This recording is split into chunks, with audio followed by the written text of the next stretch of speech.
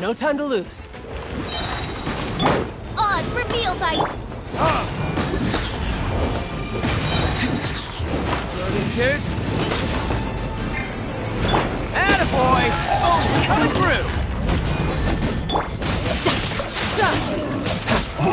Bring it on.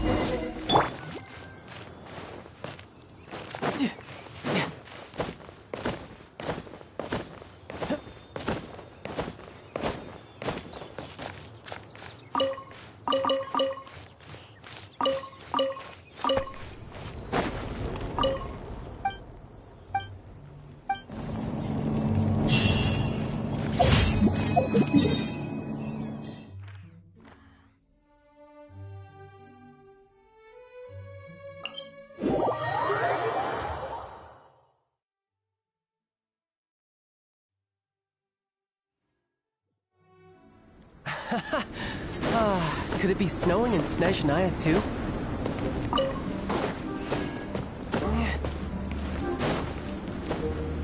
Yep.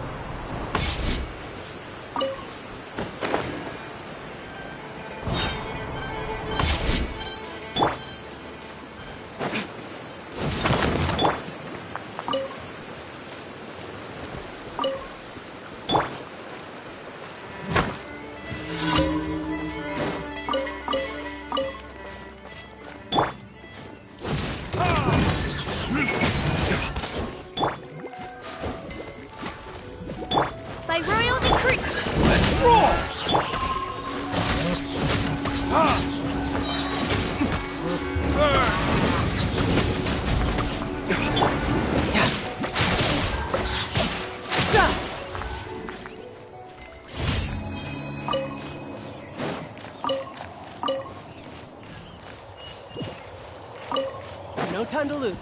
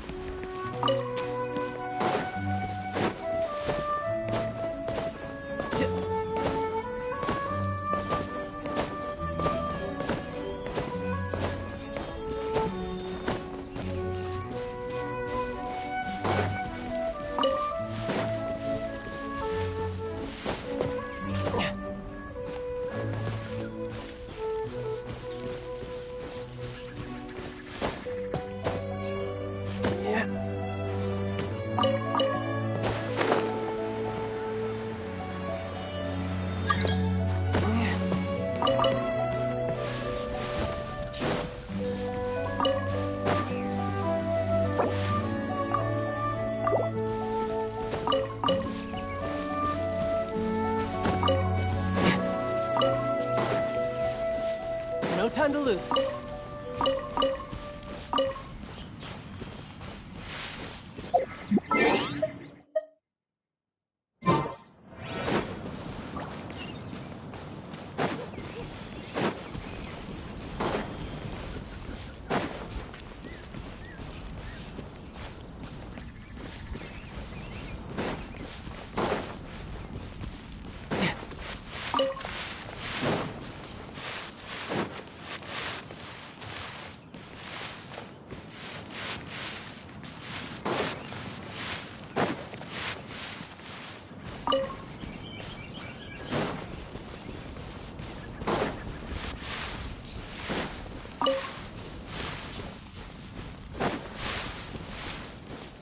No time to lose.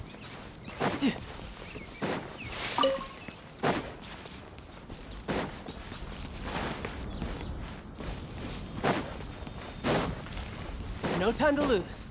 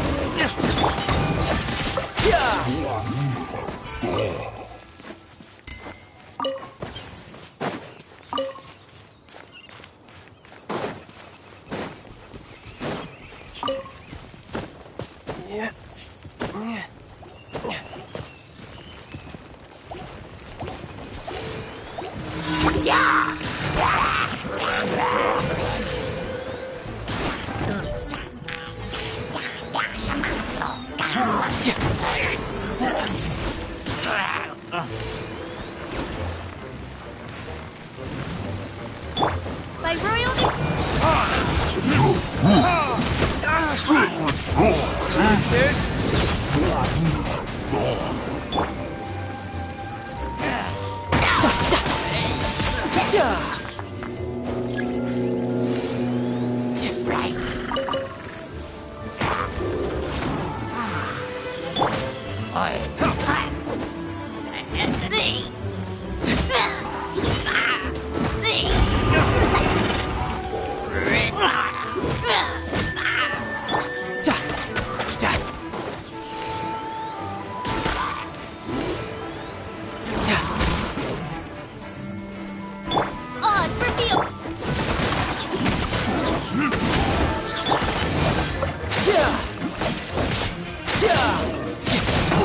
Who's next?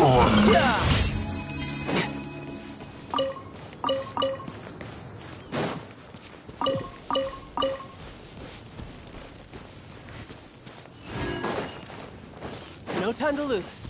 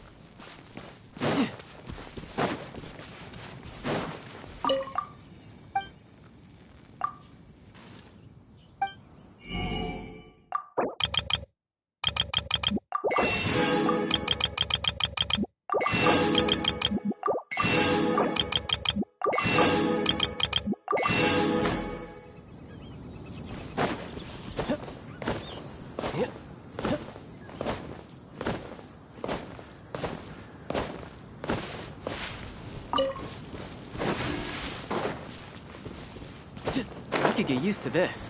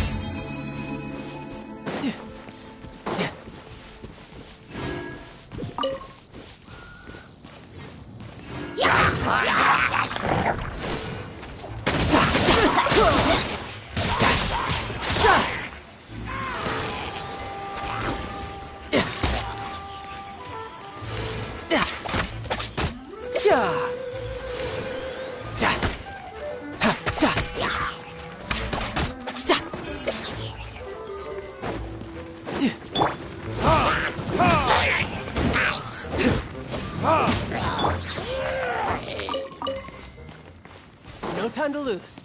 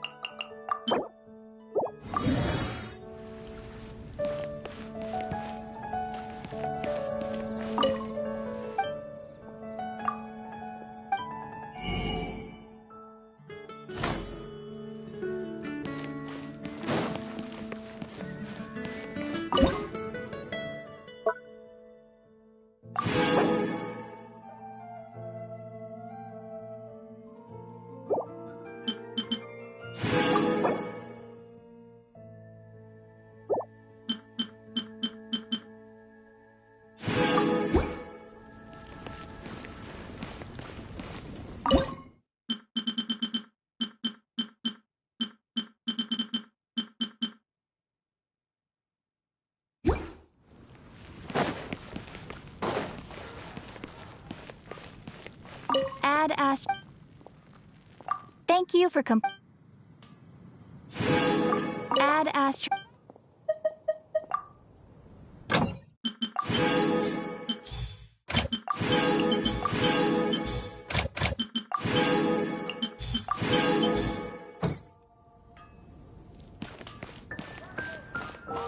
No time to lose.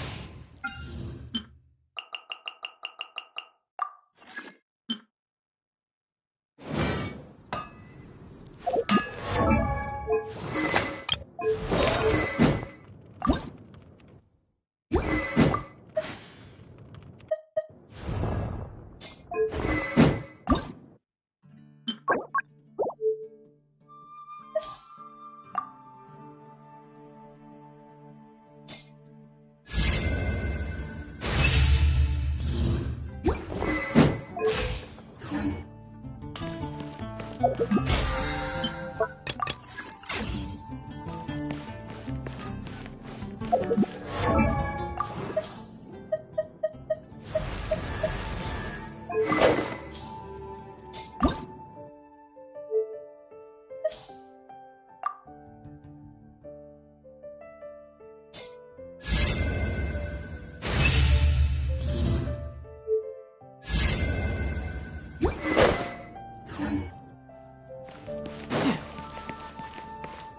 you heard?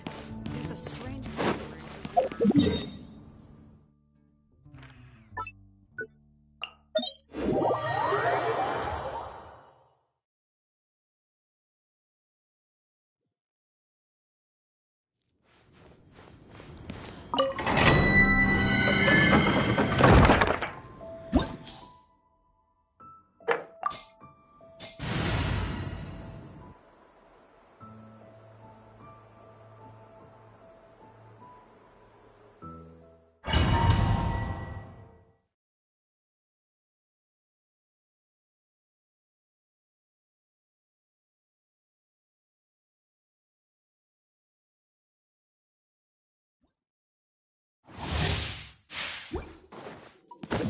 Yep. Yep.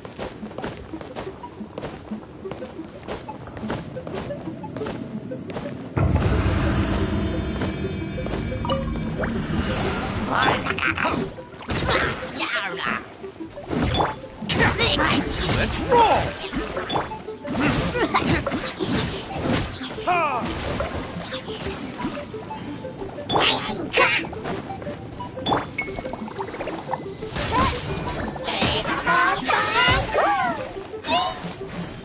Oz, repeat. Retribution!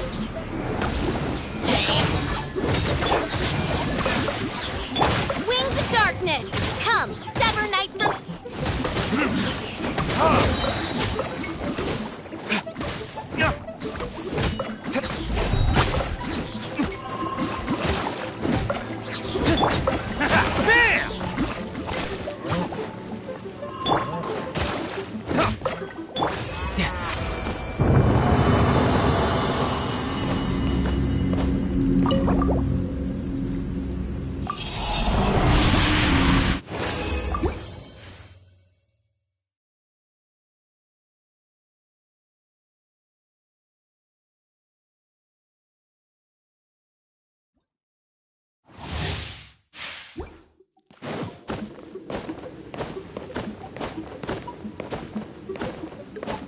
Yep. Yep.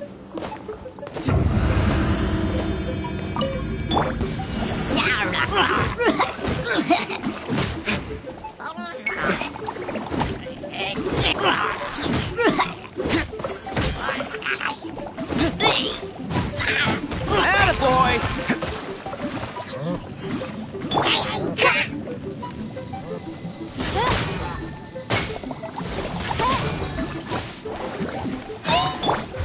Loading tears.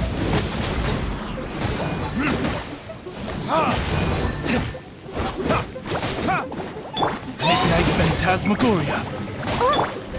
It's showtime!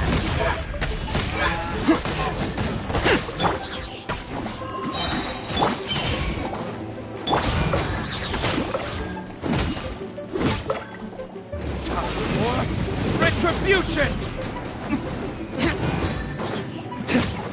Ha! Ha!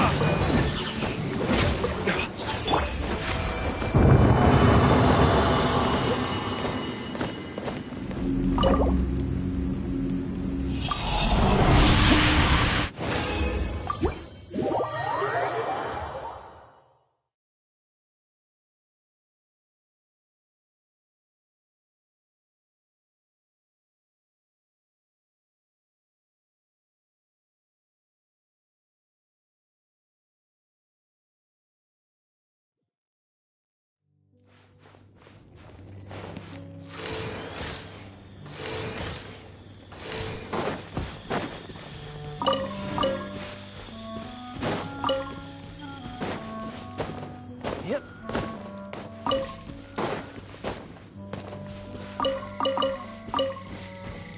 No time to lose. Yeah.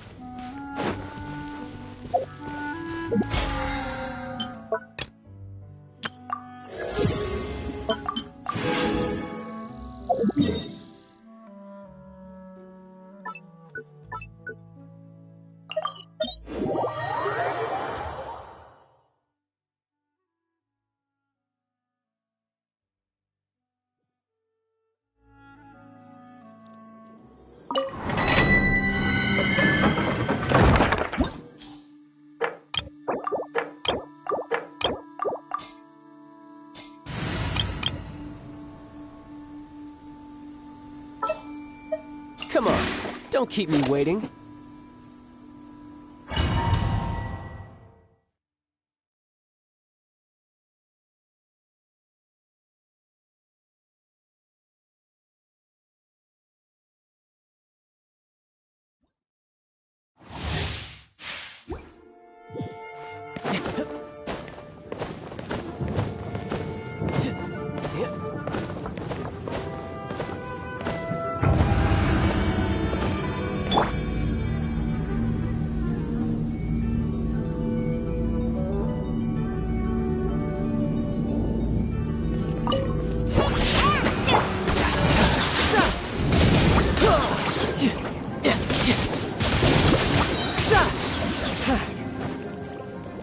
Nice and spicy.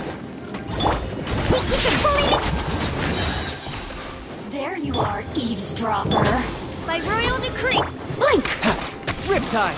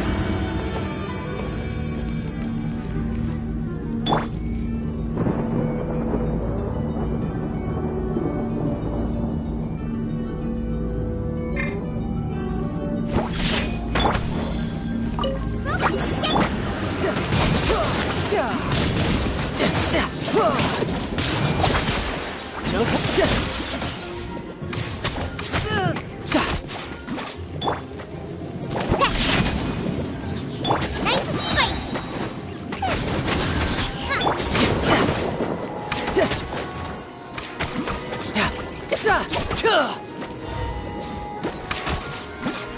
There you are, eavesdropper. Shadow Raven, let night fall. The merrier. I summon thee.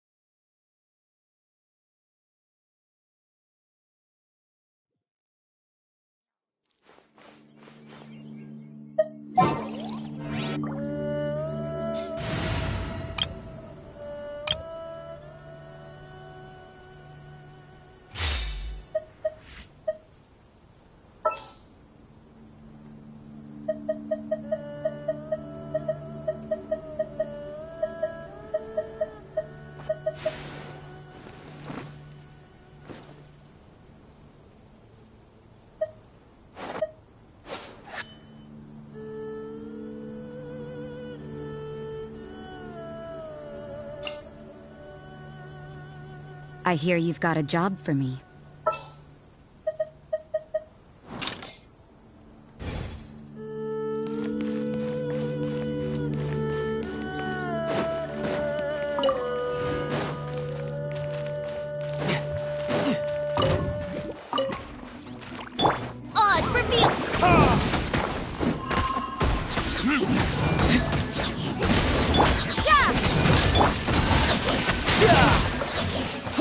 next?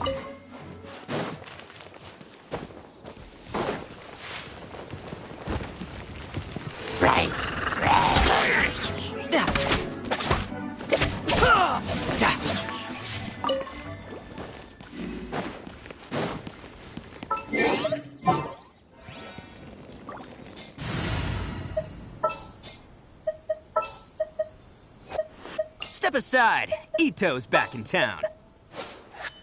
I charge a higher rate to meet outside the office.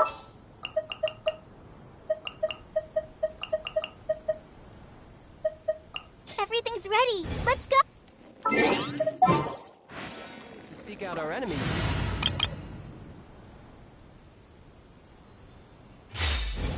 Then, well, standing here.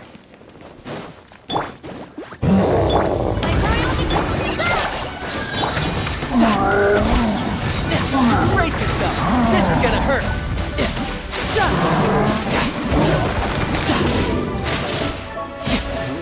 Bring it on!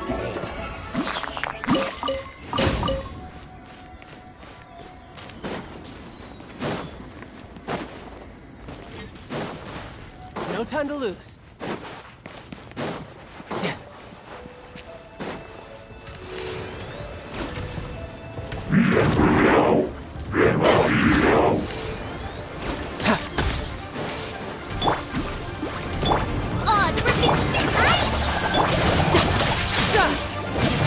Shouldn't let your guard down.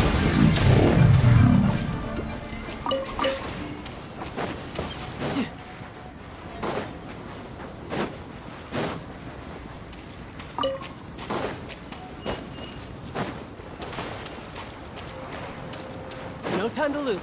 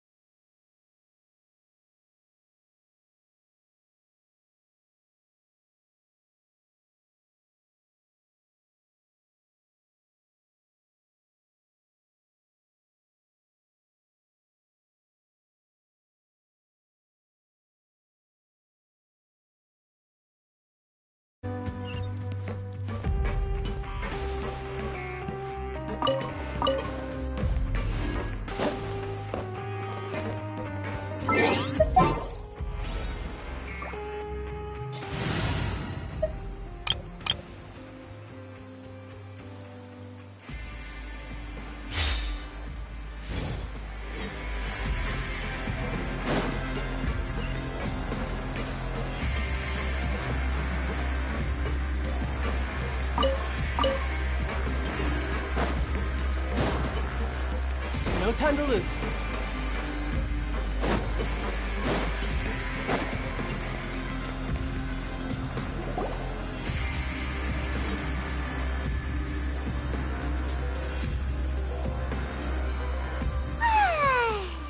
Now for a little rest after breakfast. Wait a sec.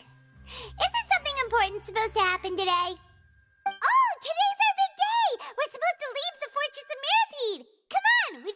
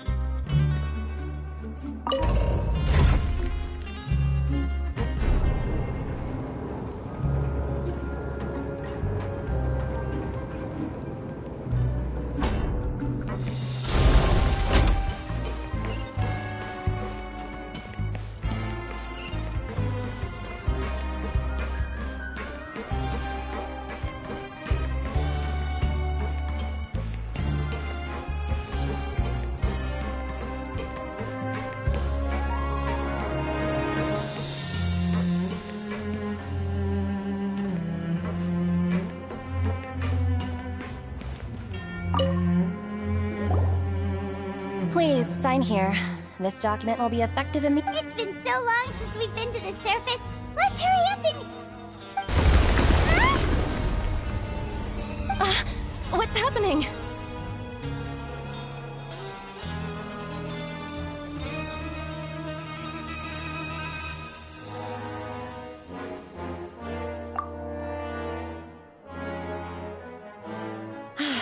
I'm fine, thanks. But I wonder what that tremor was just now. Let's go ask the Duke.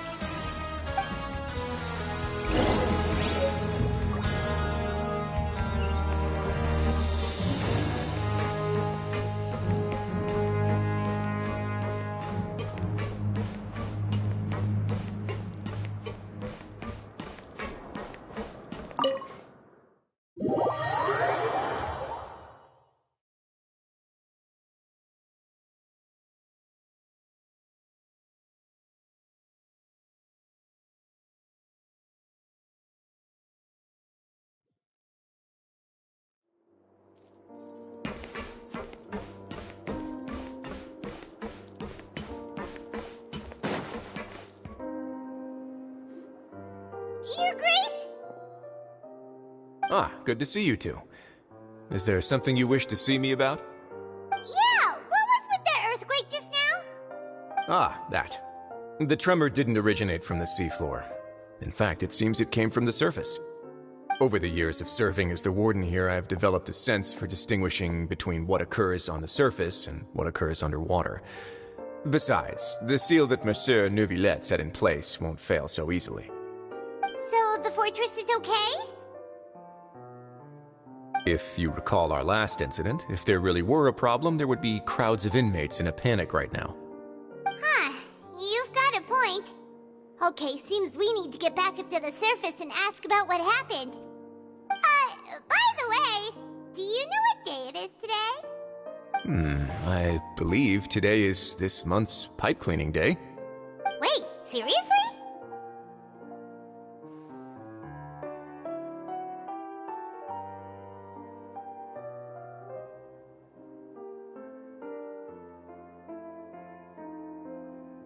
Ah, yes. Have you completed your release papers? Yep. It's you two. Are you leaving now? That's right! Today is our last day in prison. But now that Paimon says that, it doesn't feel like we were confined here. It's actually been pretty nice.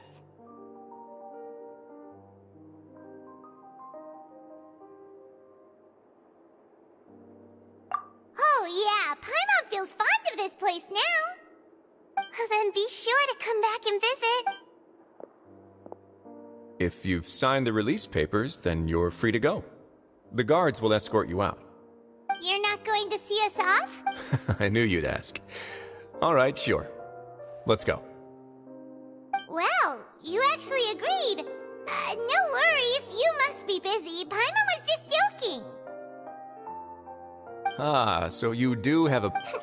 After being down here for so long, I imagine you must feel like you're lacking companionship. Yeah, don't worry, we'll come back to see you. Paimon really likes the cafeteria here. The chefs sure do know how to make good grub. I hope you won't be here as convicts the next time I see you. We'll do our best to stay out of trouble. Well, it seems our work in the Fortress of Mirafine is finished. That's the end of another chapter. We should probably go report to him. You're going to see Monsieur Nervillette? Please pass on our kind regards. I'm sure just your regards will do, no? I believe it would be the polite thing to do. You're right.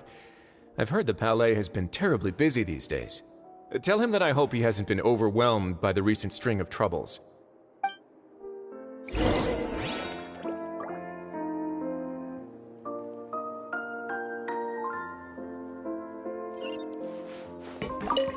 If you're concerned about things, I believe you should... I think it's been some...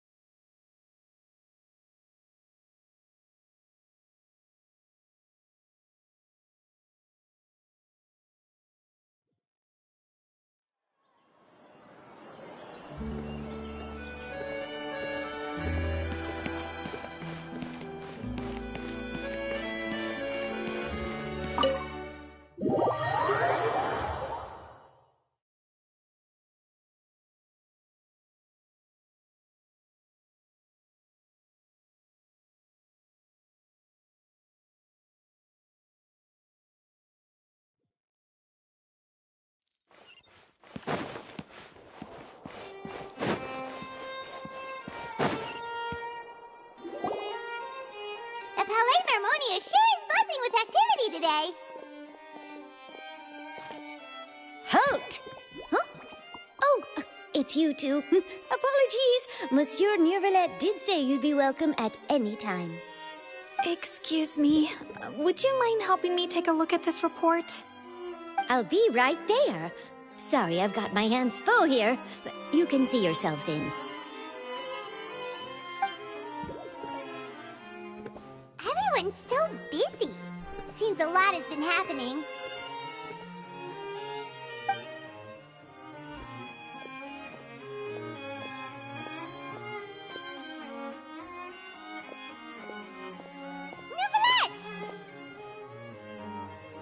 Hello.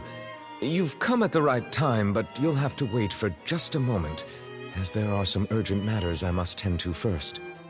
In the meantime, please, have a seat. If you'd like to have something to drink, let the Melusine outside know. That's all right. We just ate. Very well, then. Let's take a break over there while we wait for him to finish his work.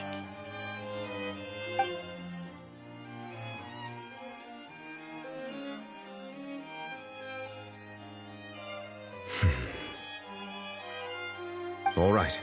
I should wrap things up for now. Are you done with your work? Yes, sorry to keep you waiting.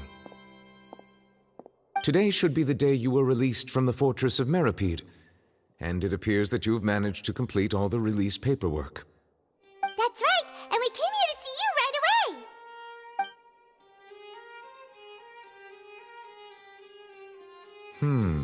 A massive whale. Do you have any idea what that might be? Judging from your description, that cannot have occurred in any ordinary waters, but rather something like the primordial sea. A whale of that size and shape cannot usually be found in the waters of Tevat.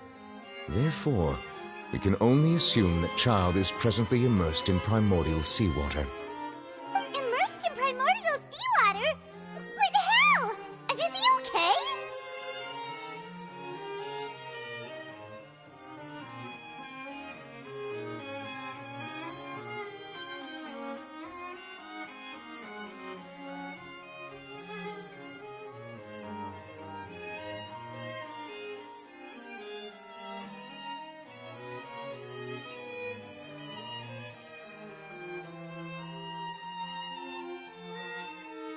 Most people wouldn't be capable of entering in the first place.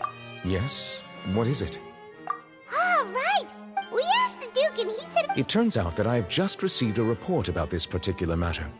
In fact, the source of the tremor was here on the surface. The water levels rose? Fortunately, the water levels only rose for a short period of time, and have already returned to normal now. However, if the change in water levels is connected with the leaking... Navia should be in Poisson, right? I would also like to go there as soon as possible, but I'm afraid I can't leave just yet. I'll have to ask you two to go to Poisson first. I'll meet you there to check on the situation once... There's no time to lose! Let's get going! Please be careful.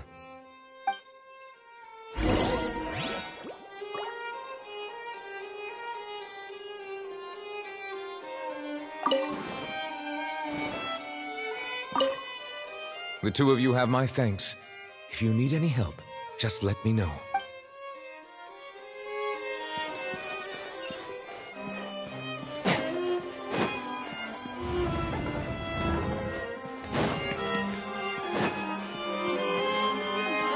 No time to lose.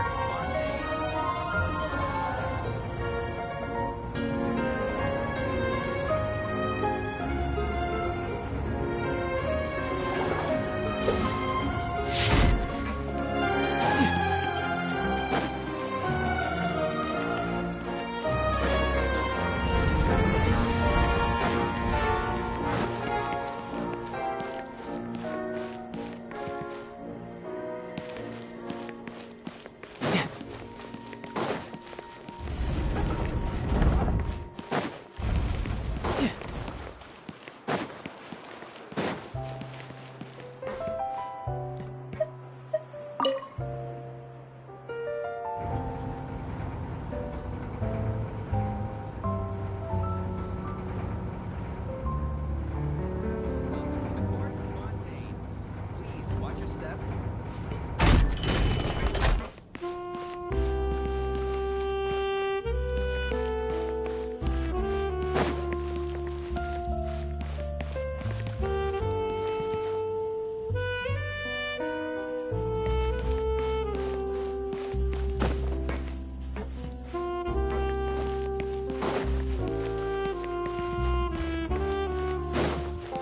Welcome to the court.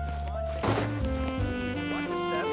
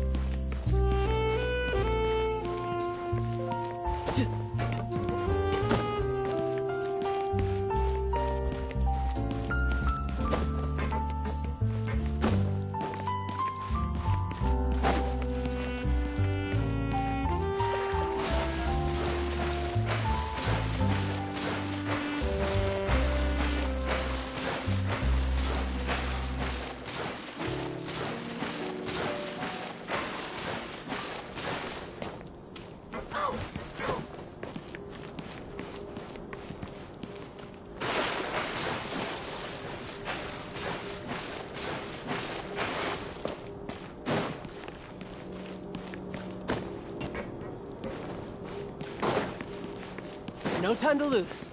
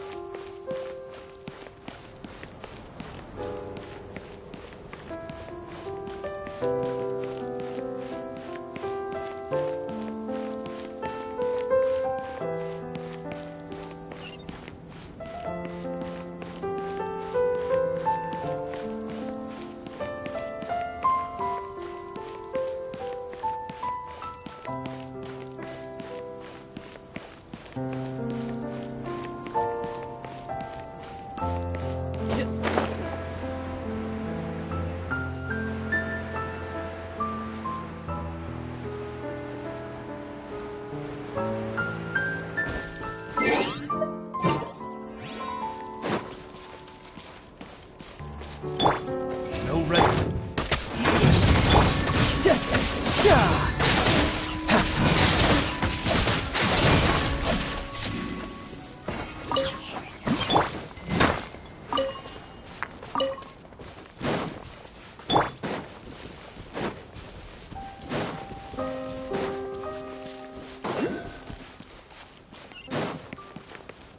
Yep.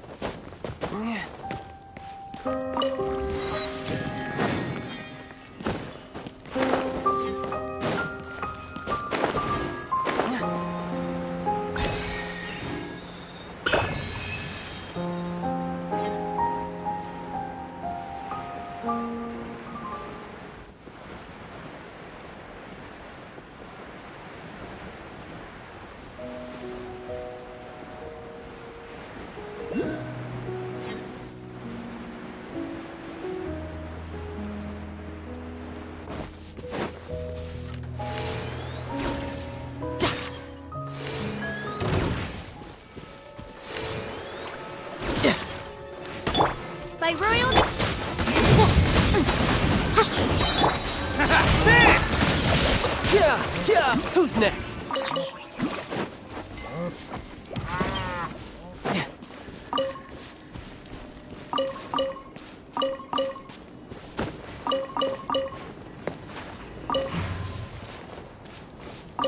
No time to lose.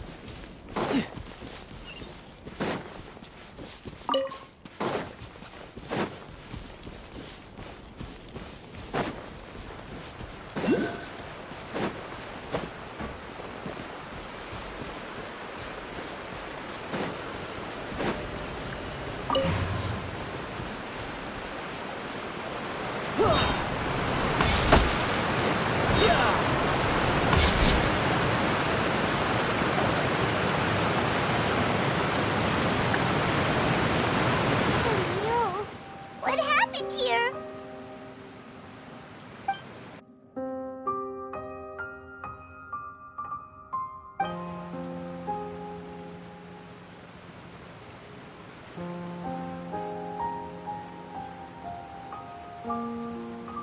Navia should be around here, right? We need to make sure she's still... Paimon means we need to check on her.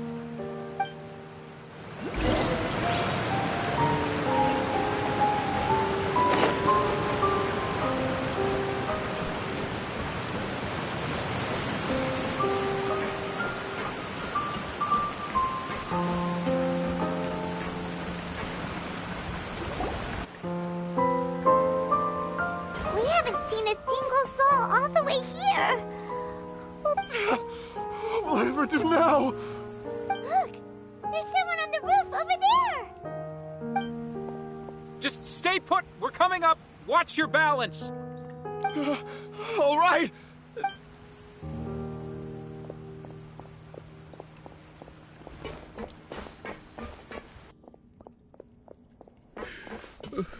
I'm not young anymore.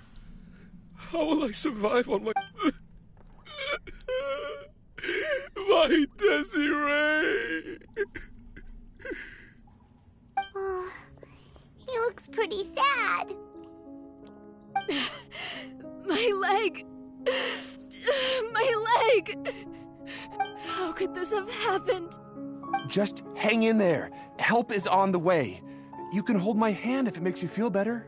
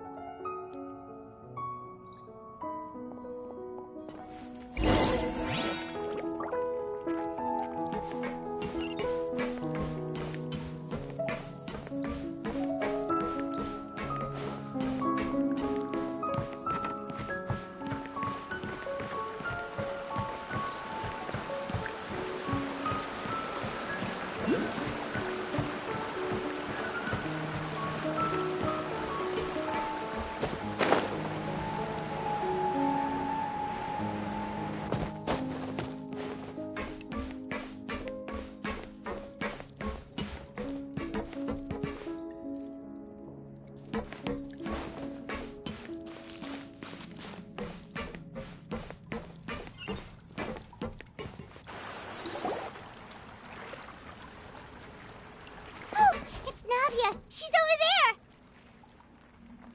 Hey, Navia! Are you okay?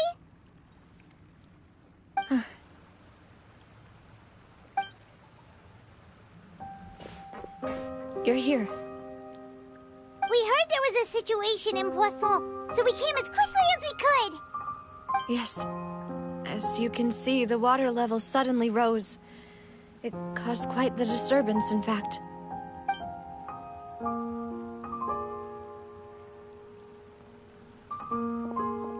Demoiselle! There was a wounded resident next to a building southeast of here. We've already transported him to safety, but we've run out of medical supplies. He's wounded? How badly? He fell, so it's probably a broken leg. He's pretty shaken up. When the water level rose, he desperately climbed up to the roof. Once the water receded and he saw the ground, he became terrified and eventually... He jumped down then. Find the leader of Squad 1 and tell him to take the wounded resident to see a doctor. He should know where to go. Understood. I'll take over his search and rescue mission in the meantime. All right, you'll be in charge.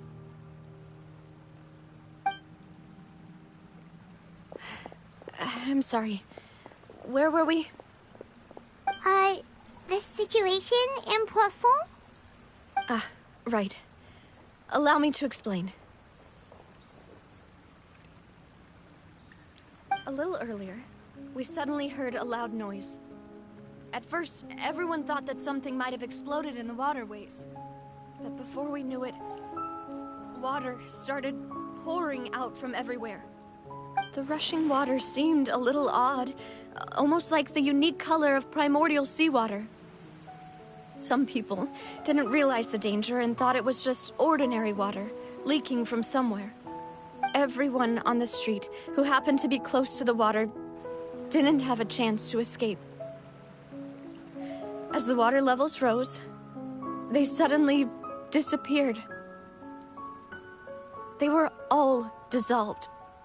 Those who realized what was happening started to flee in a panic, desperately trying to get to higher ground.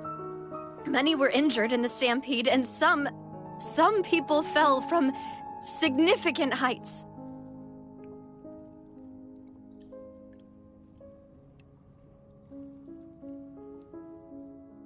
The Spina di Rosula initiated rescue operations as quickly as possible, but there have been a lot of casualties.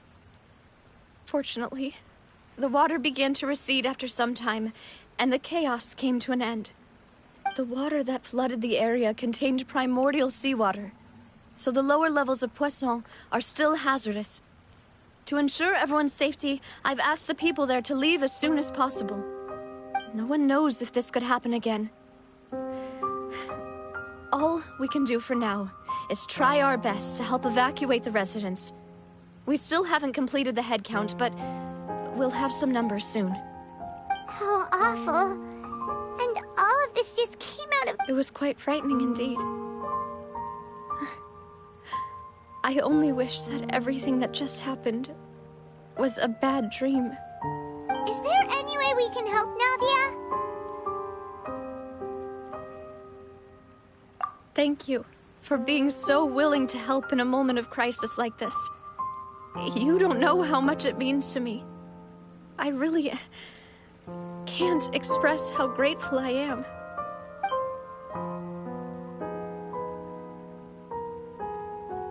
Don't say that, Navia. That's what friends are for.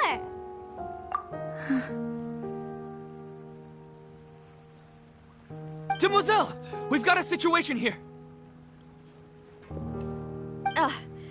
I'll be right there. Sorry, I need to go for now. And off she goes.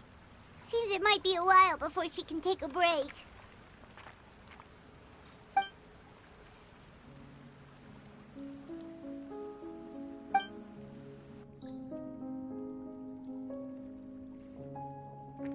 Okay, the wounded are being tended to, and we finished a preliminary head count.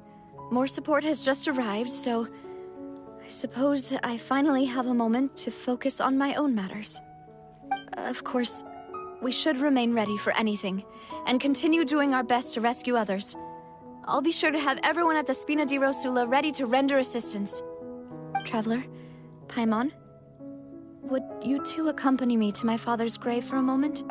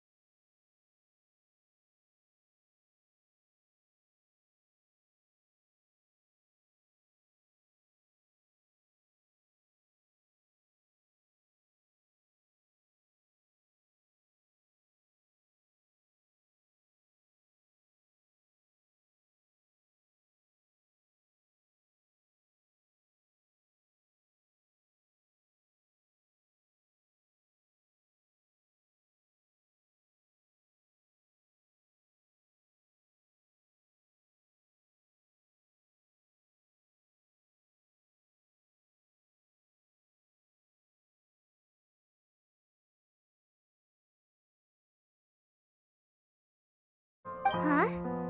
Right now?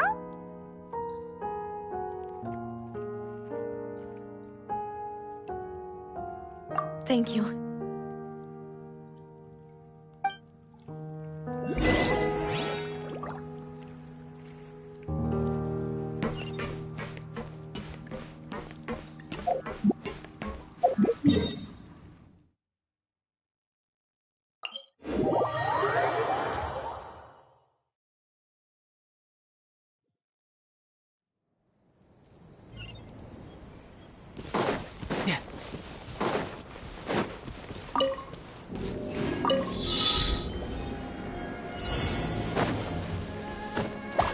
No time to lose.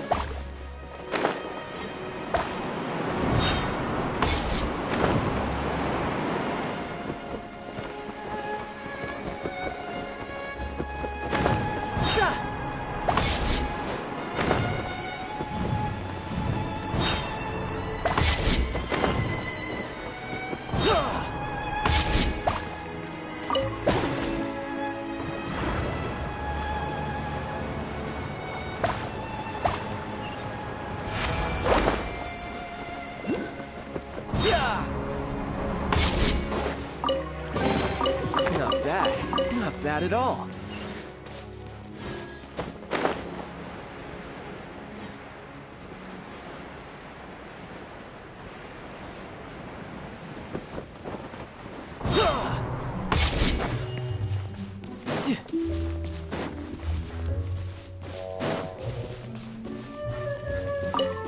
No time to lose.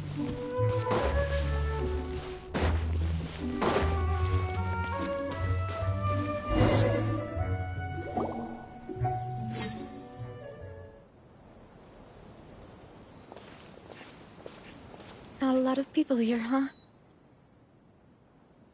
Well, given the time of day and the whole situation in Poisson, Paimon doesn't think there'd be a ton of people here visiting graves. Right. That's how things are now. The living are so exhausted that they've no strength to spare any words for the dead.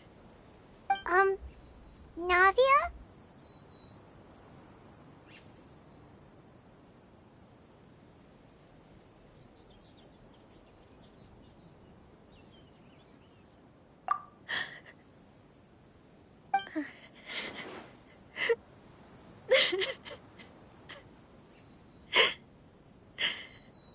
Navia, what's wrong?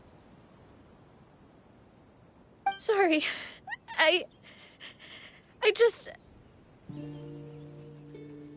Malus and Silver... They won't ever come back here again. What should I do, Papa? Huh? What happened to them?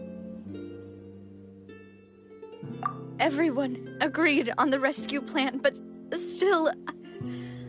I was the one who initiated it. They were helping evacuate the residents, but they couldn't leave in time. And what should we do? I've known them for so long. And I know they weren't afraid. But I could at least hold a funeral for my father. And I know where he rests. But as for Malus and Silver, they're just... gone. I just can't...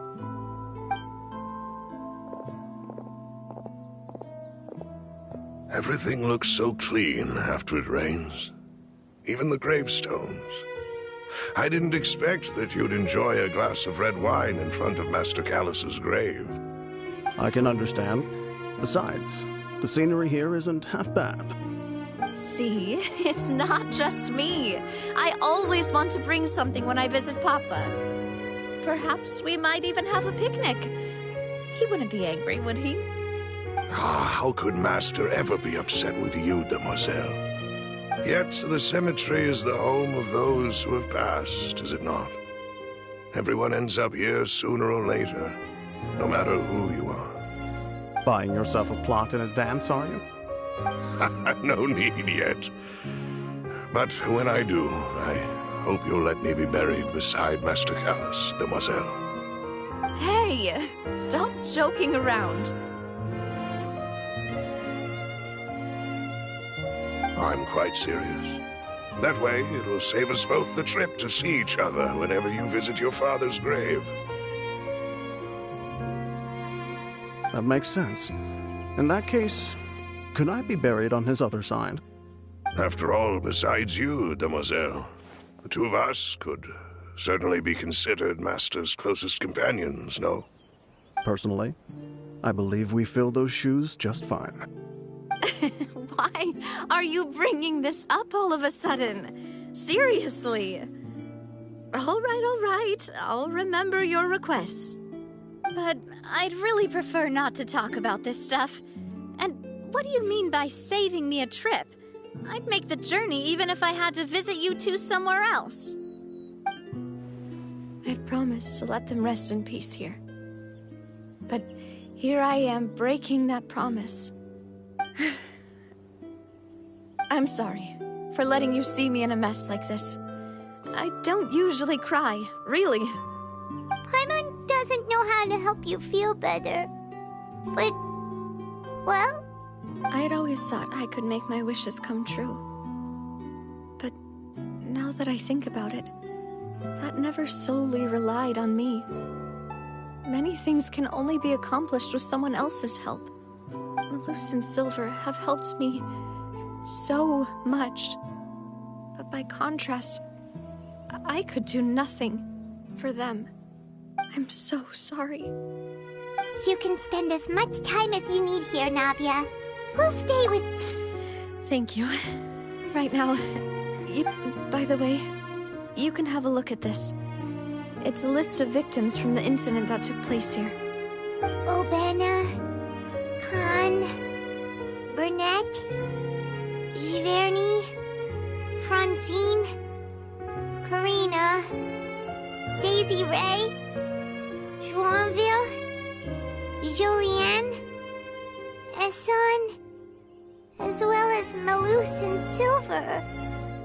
So, everyone else is safe. But still... It's okay. I know what you're thinking. And you're right. We lost Malus and Silver. But we were able to save more than we anticipated. The overall outcome indicates that the cost... Right! Don't think that way, Navia. One person might be saved at the expense of another. Sure, Malus and Silver were not the price for saving anyone. They're heroes. You're right. Thank you, Paimon. What you said just now was pretty amazing. Oh, Seems you've become more eloquent in the time since we last met. the knave? What are you doing here? Is everything going well on your side? Yes, my people are carrying out the mission according to your request. All the residents of Poisson have been evacuated, and we're preparing to relocate them to higher ground. As for these supplies, we have everything taken care of. There is no need to worry. Thank you very much. Wait, do you two know each other? We just met recently. Right, Miss Navia? Usually, I would call this a coincidental encounter. But that doesn't quite fit this time. Besides, it never even crossed my mind that a Fatui Harbinger would come looking for me. Thanks to the knave, Spina di Rosula received generous support from the Fatui, which allowed us to complete the rescue and evacuation work so quickly. Mutual aid is essential to fostering positive developments. We were already in the area, in any case, so it was nothing. That said, I must say that you're a lot sharper than you let on. I'm sure you understand what I mean. I apologize for all the ways in which I tested you previously. We've never worked with a Fatui before, and it's extremely important for us to know who we're working with. My subordinates have reported that Fatui soldiers have been observing water levels and taking head counts in various locations. I hear that they've also prepared a large amount of emergency supplies. I'm quite surprised.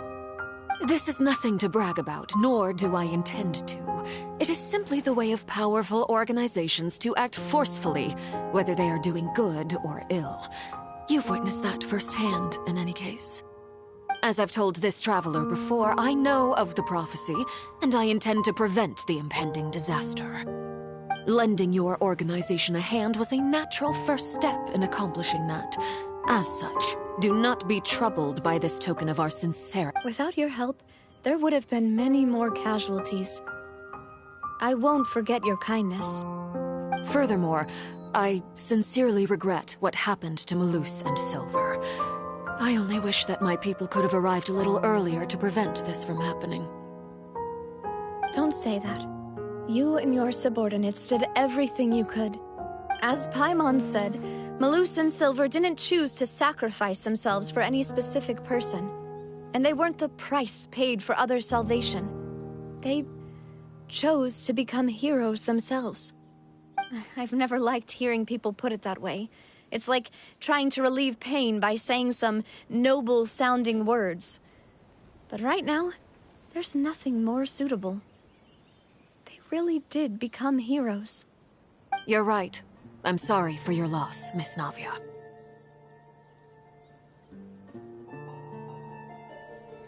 Water is life to Fontaine's people, and it also spells disaster. It's no wonder that people always say that prophecies represent fate. Fortunately, I've never been one for such opinions. So, you're one who will try to change fate, then? Of course. That is why I'm going to Hotel Bouffe de Terre. I still have some things to take care of, and the children need my attention. By the way, Traveler, Paimon, one more thing. Alright, then we'll just... Huh? This isn't right. Paimon thought you would ask us to walk with you for a moment so you could tell us something in private. That is a clever and useful conversation technique, which I do like to use when necessary. But there's no need today. It would not hurt to have Miss Navia listening in. Traveler, I'm sure you remember that I said we could work together when we had the chance. You and I both know that there may be issues with the Primordial Sea.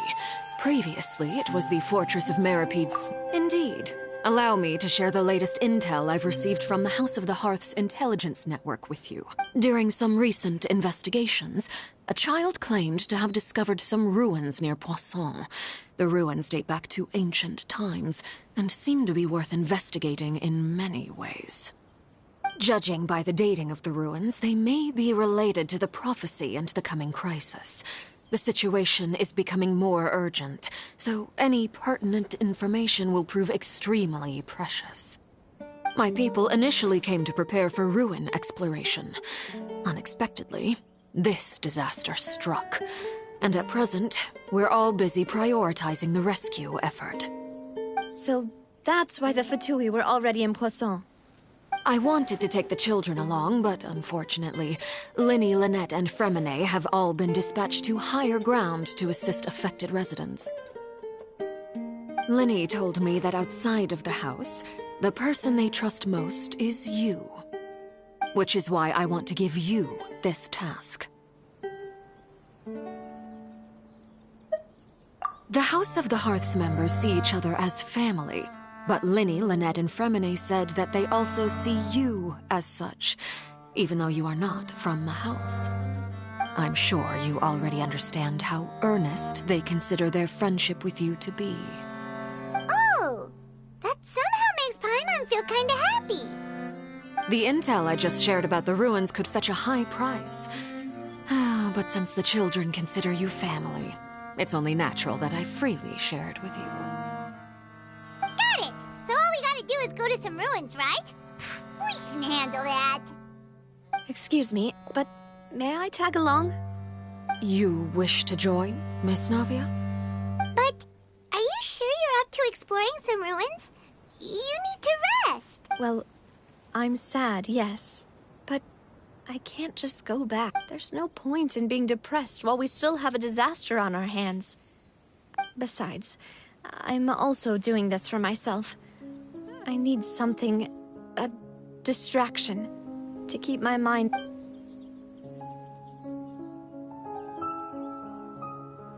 Since you put it that way. All right. The ruins are to the south of Point. Okay, the three of us will handle it. Come.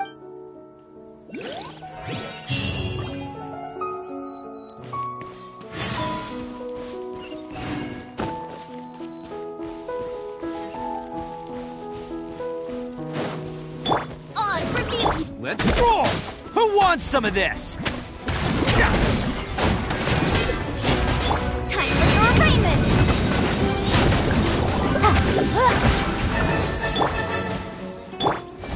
Bam!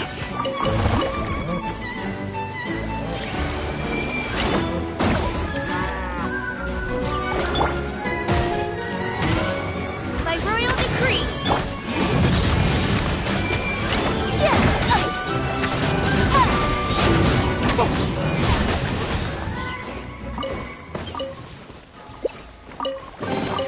Remarkable condition.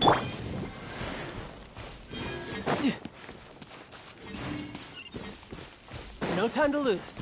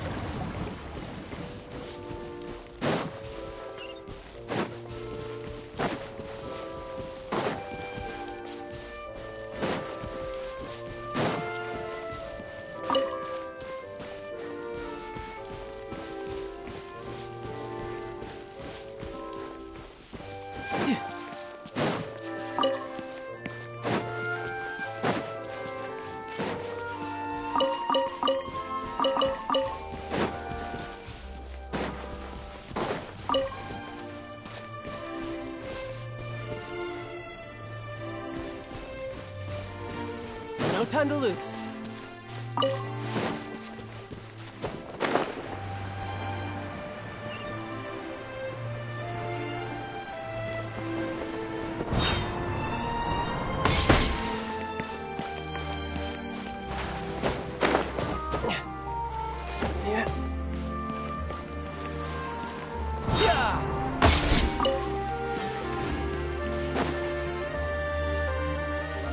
So, are these the ruins? They seem to be pretty... Let's go in and have... Just speak.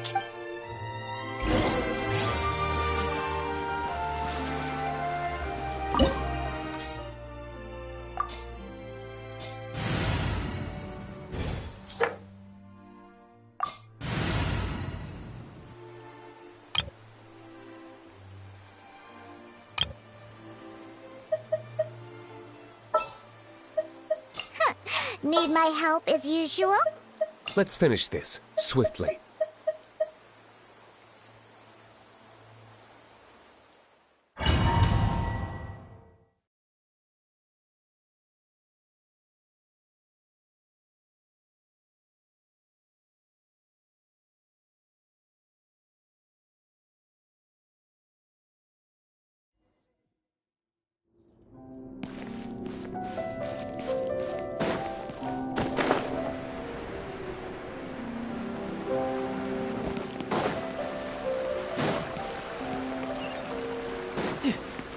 No time to lose.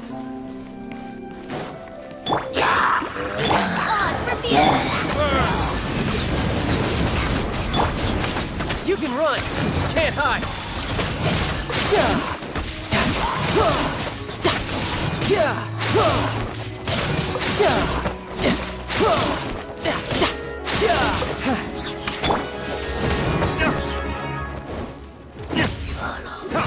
Dada Kondala.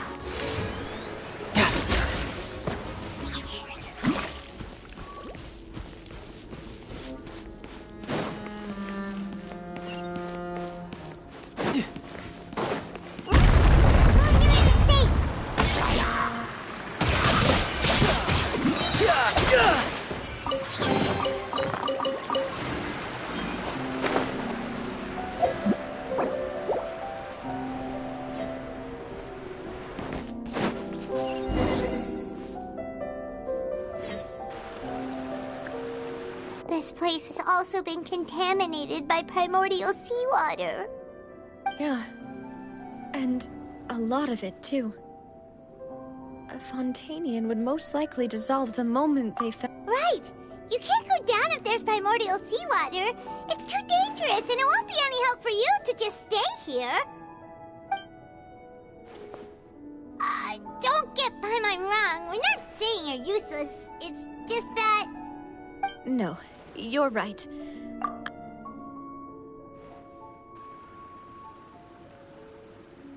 That complicates things. In that case, do you want to wait for us here? The water levels here are unstable, and I'll go together with you. Perhaps we'll find the exit just up. All right. Come with us for... Oh no, it's a dead end! Let's try climbing over from the side.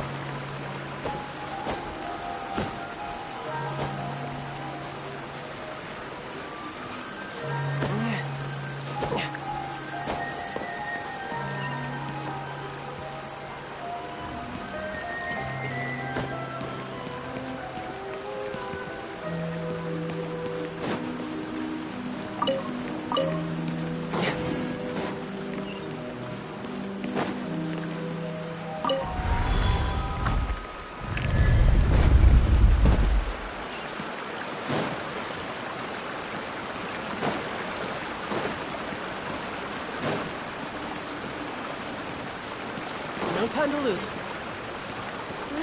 Wait, there's something wrong with this bridge! Run for it!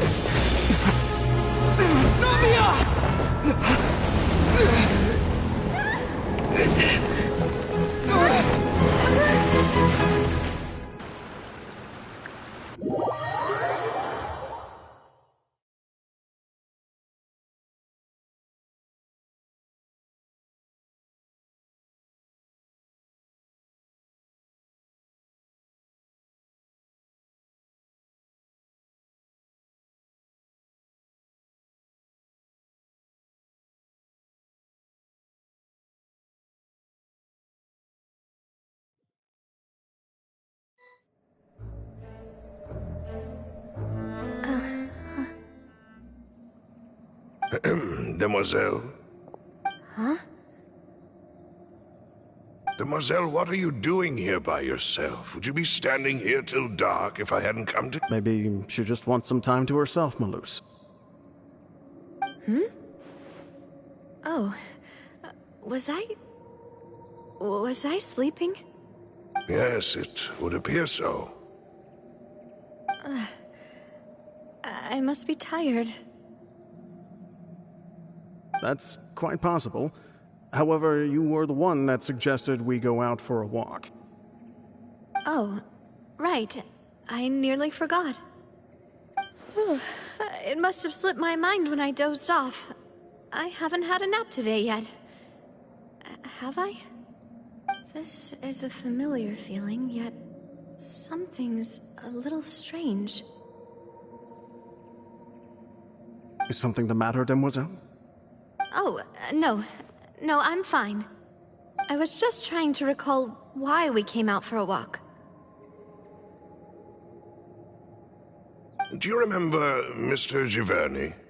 He'd requested our help before with foreign merchants who had a debt dispute with him, and we'd resolved the matter not long ago.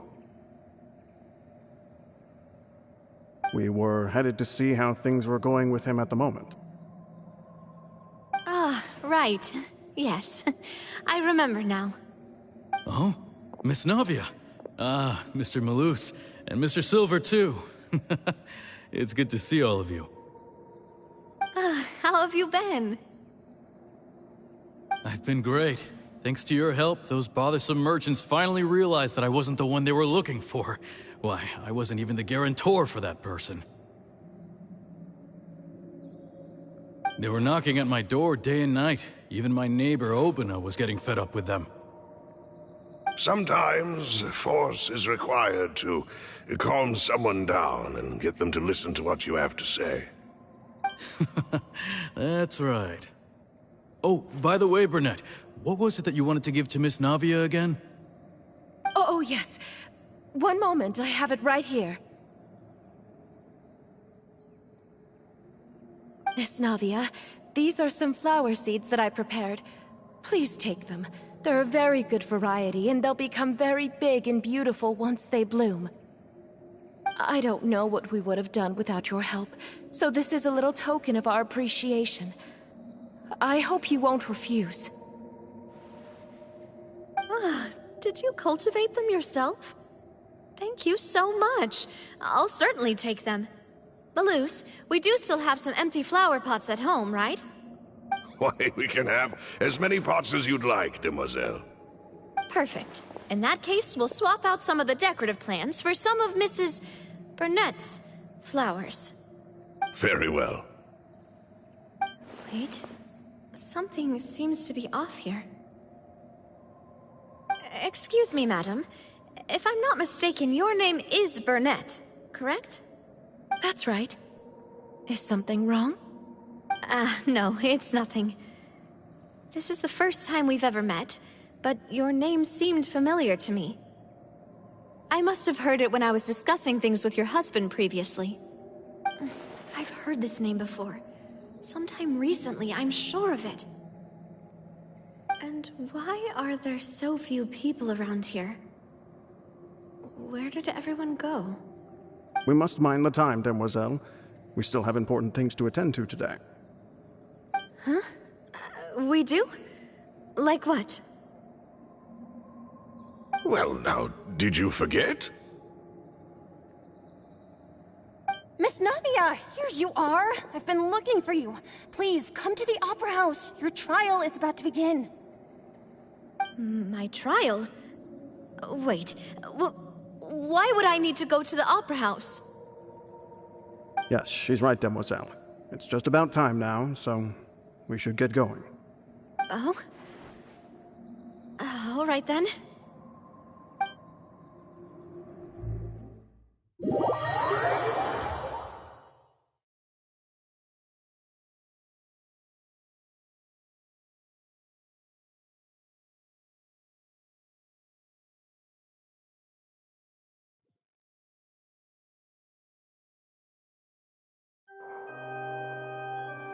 Look, it's Navia!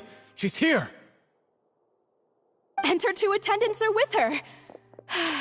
Goodness, everyone's finally here. There sure are a lot of people here to see the trial. And they all seem to be oddly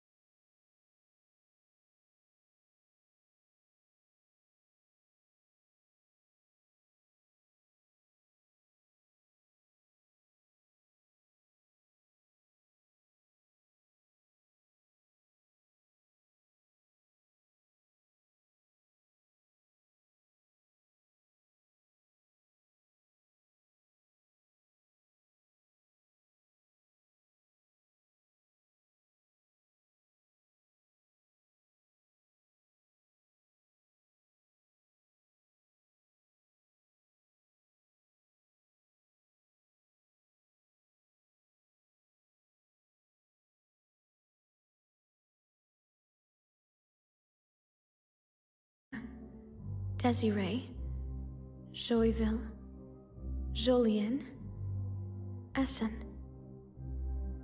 Why are so many people here? And why do I have no recollection of this case? And as for the judge... Huh? Where's Monsieur Neuvillette? Please sit in the defendant's seat. Don't worry, Silver and I shall accompany you. All right. But are you sure you can stand behind me? Typically, it wouldn't be allowed, but today is an exception.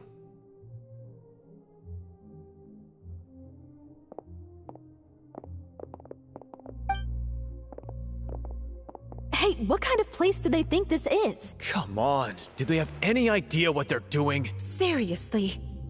Enough with the whispering! Could someone please tell me where Monsieur Neuvillette is? And why I'm standing trial? My dear Miss Navia, have you not yet realized what you've done? In that case, allow me to explain.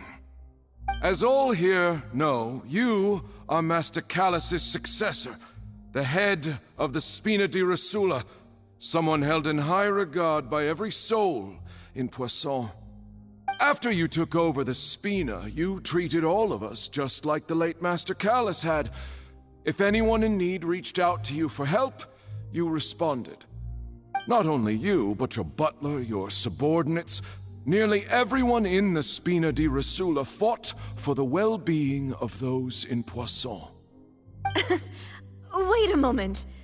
Aren't you just proving that I'm a good person? Yes, correct. Absolutely right. And that is why you stand accused. You have helped so many people get through so many difficulties. You are one with us. We are inseparable. We are one big family, all of us who are from Poisson, inextricably linked. And with you being so important, we couldn't possibly do without you. Therefore, this fair and honorable court shall declare you guilty, and you shall stay here. You will be together with us forever. Huh? What are you saying? Everything you have said is correct. I have indeed done a lot for my hometown, and I would be willing to be with you all, but what is the purpose of having me stand here like this? What is there to discuss? Ah, well, if that's what you think, then I have no further comments. How wonderful, Miss Navia!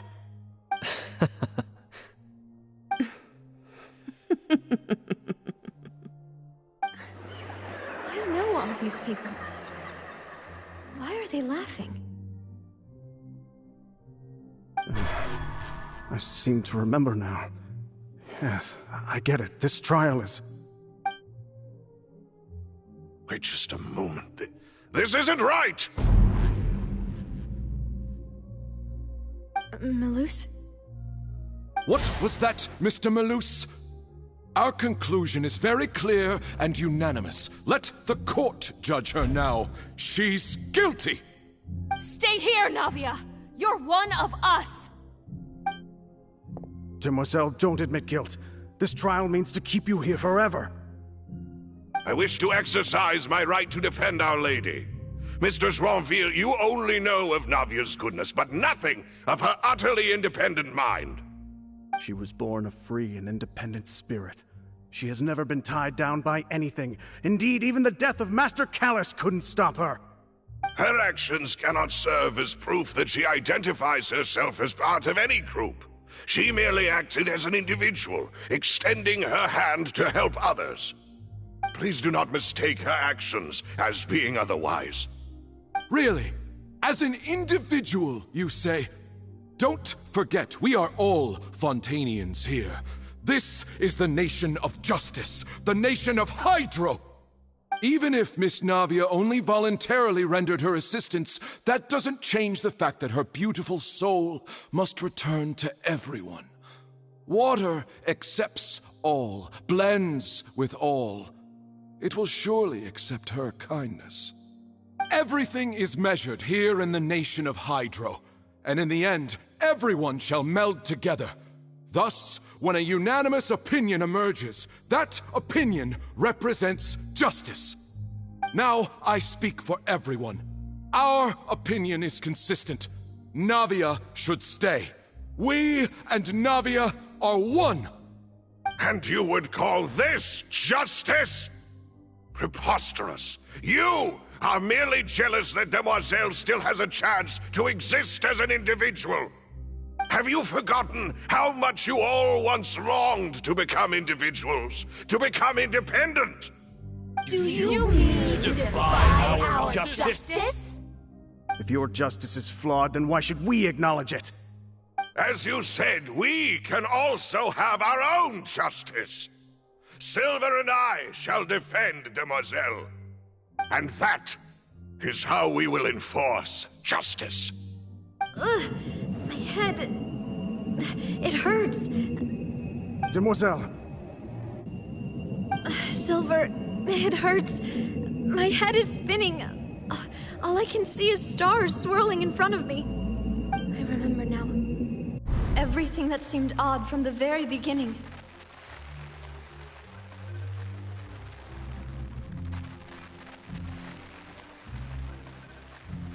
Karina, Desiree, Joyville, Jolien, Essen, and Mr. Giverny and Mrs. Burnett, who we met earlier. Even Malus and Silver. I don't want to admit it, but they're all dead. Don't be afraid, and don't admit guilt. We will protect you to the very end. Absurd! Who are you to say that she cannot be judged? We are the majority, and in the nation of trials, the majority is absolute justice. We are the will of all. Don't let them escape! We shall keep Navia here with us! Mr. Malus and Mr. Silver, must you be so stubborn? How could the two of you possibly hope to stand against the collective? Do not resist. This judgment is fair and just. Navia belongs to us. After all that happened, she should not be left alone in Poisson. What are you saying? No more excuses! She says we're jealous. Jealous? How could she possibly be an independent individual? What's with these people? Who's jealous of her? She belongs to us! Miss Navia, she... Silence! That's...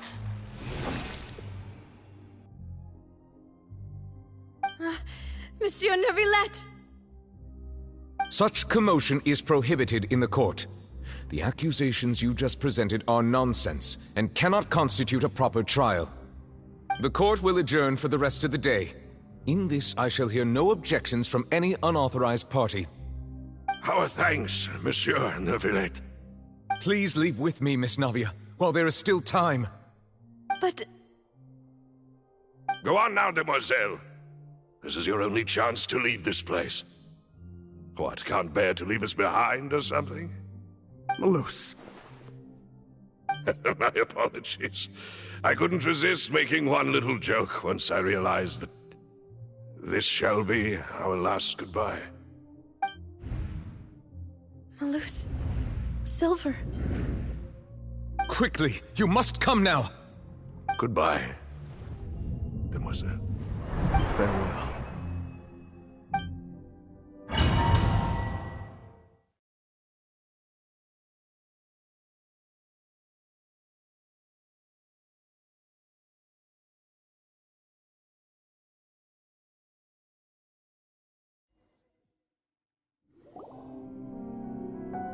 No, wait! Just a second! Navia? You're awake? Good.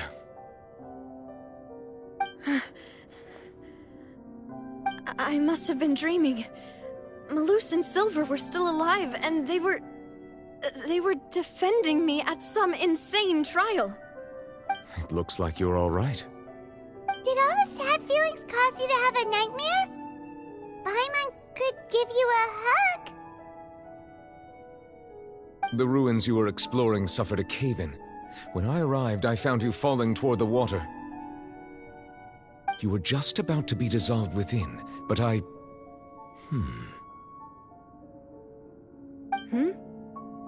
What is it? I think I saw 2 Oceanids protecting you. It was only for a moment, perhaps even a fraction of a second, but they gave me the chance to retrieve you. Were it not for their intervention, I would not have been able to rescue you before your consciousness dissipated. Wait, did you say Oceanids? You mean like what happened with Vache? Perhaps those 2 Oceanids were the people you saw in your dream. I always told them that they didn't have to protect me. To think that they'd keep doing so even after death.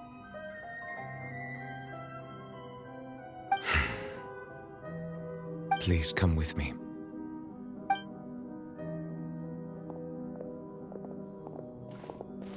Neverlet, are you okay? Oh, I am quite all right. Perhaps there's something we could chat about? Why do you look so stiff all of a sudden? Oh, Paimon knows. You're the type who feels awkward when there's nothing to talk about, right? I merely thought that we should give Navia some time to herself. Huh? Why didn't you just say so then? Don't you think it's even more awkward to call us over like this and then have nothing to talk about? I suppose so. Ah, Sigewinne. I hope all is well with her these days. Her work in the Fortress of Meropide has not been too much for her, has it? No way, don't worry. She's doing fine down there. She's an amazing head nurse. I see. Well, that is good. I have always worried that Sigewinne would need a lot of time to understand the world of humanity, just as I have. Oh, and the Duke also says hi. Even though Sigewinne made him do that. He hopes that you haven't been overwhelmed by all that's happened lately. Thank you. I have indeed been busy lately, and I also hope that everything is going well in the Fortress of Meropide. He still doesn't know what to talk about. Let's chat about something else then. So, Neverlet, you're probably quite the swimmer, huh? Yes, of course. This isn't going anywhere. Let's try something else. How did you find these ruins? Did the knave tell you? Yes, in fact. I had arranged to meet you in Poisson, but when I arrived, I discovered that the Fatui were helping. Amid my astonishment, I ran into the knave, and we had a chat. She informed me that she had asked you to investigate the ancient ruins here. Yeah, we originally planned to meet up with you, but we thought you might still be busy with all those official documents. We didn't think exploring the ruins would take very long, and who would have thought you'd wrap things up so quickly?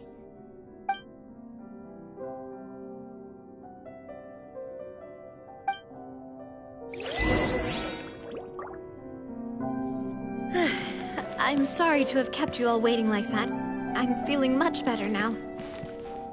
I guess we should get going again. Will you come with us, Monsieur Neuvillette? Yes, if you wouldn't mind my company. All right! Another one joins the party! Let's get going then!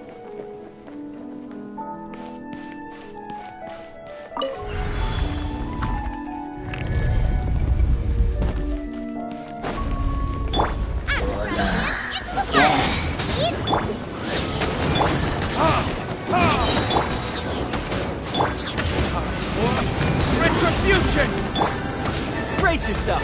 This is gonna hurt. Who's next?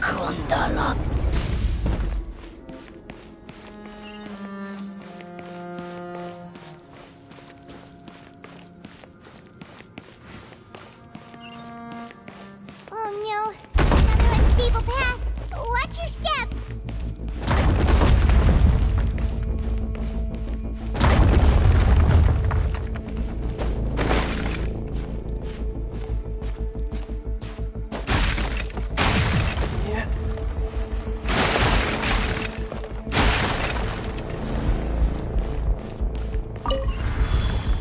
Watch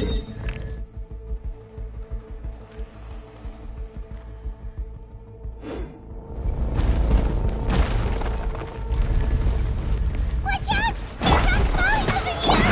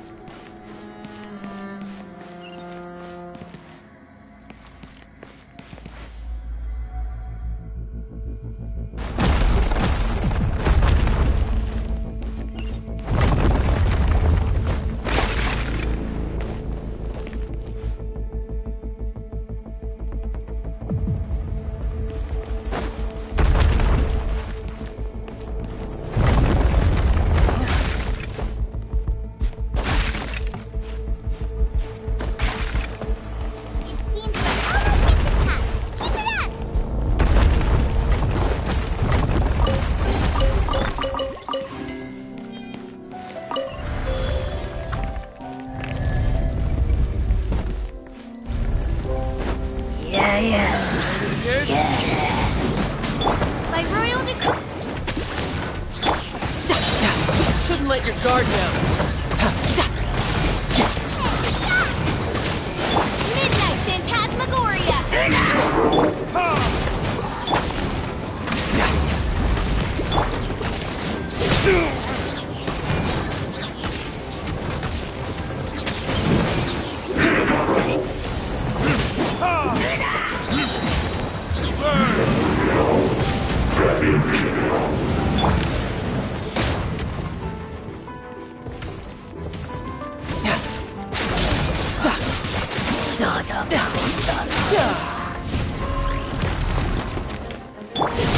Mein Fräulein, should you fall, Nice and spicy!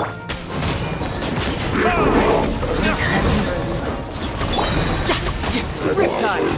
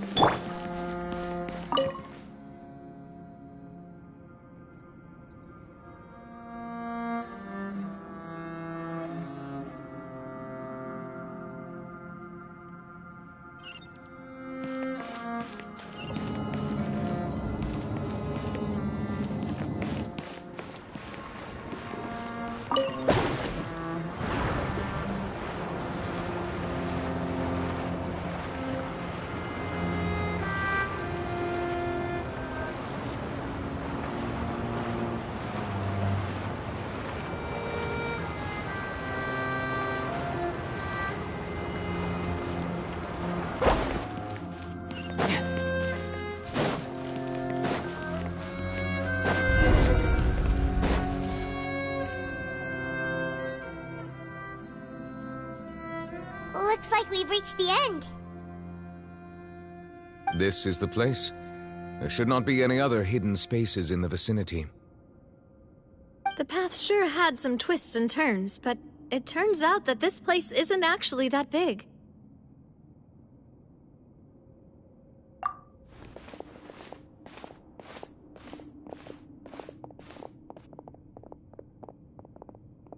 Stone slates.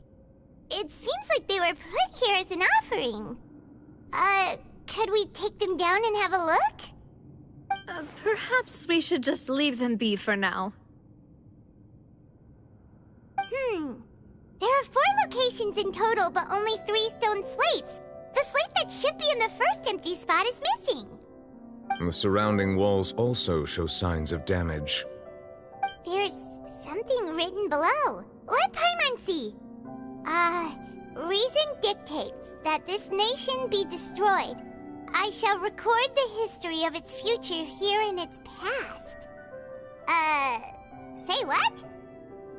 It feels like someone left these slates and these words here for a purpose. But does he mean that Fontaine should be destroyed? That would fit the circumstances dictated by the prophecy, yes. Indeed, the slate's contents correspond to it. Take the second slate, for example. There's a person kneeling here. She seems so dedicated. And there's a whole bunch of other people behind her doing the same. She's facing this... what is this? Some kind of island in the sky? And is that Lady Farina in the third image? Did the Hydro Archon fall into the water? And is that a ring of people around her? Paimon doesn't quite get it. Are they all in the water? The fourth image. I know this one. This exactly matches the content of the prophecy. The people will all be dissolved into the waters, and only the Hydro Archon will remain, weeping on her throne.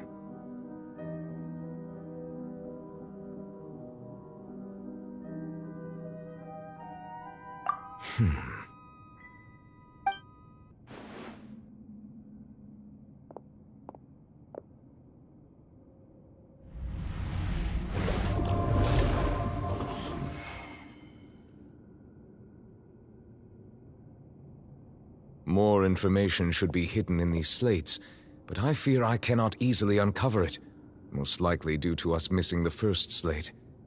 I am very sorry. Don't blame yourself, Monsieur Neuvillette. Deciphering ancient stone slates isn't one of your duties. Ooh, Paimon's getting the chills just looking at these slates. This says that it's the history of the future, right? That means the prophecy's sure to come true. I really hope it doesn't mean that. Still, Paimon feels like these images are kind of weird when you look at them together.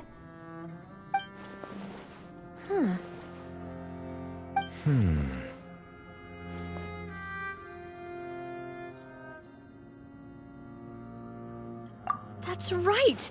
If the images are in chronological order, shouldn't the fourth, the waters drowning Fontaine, come before the third, where the Hydro Archon herself falls into the water? And yet the order is reversed here.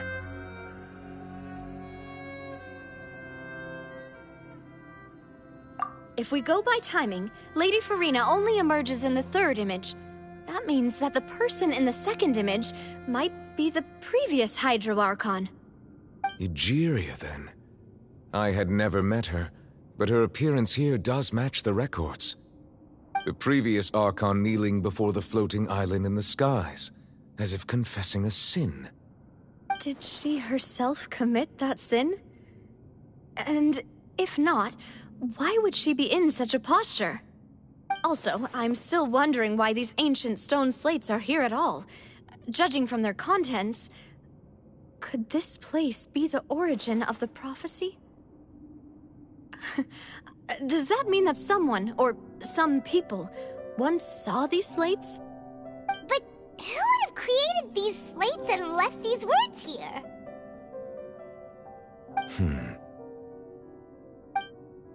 It seems that any further clues will have to come from Farina. In that case, there's no time to lose. There's nothing else to be gained here, so let's head back first. Yeah, we'd better get somewhere safe for now.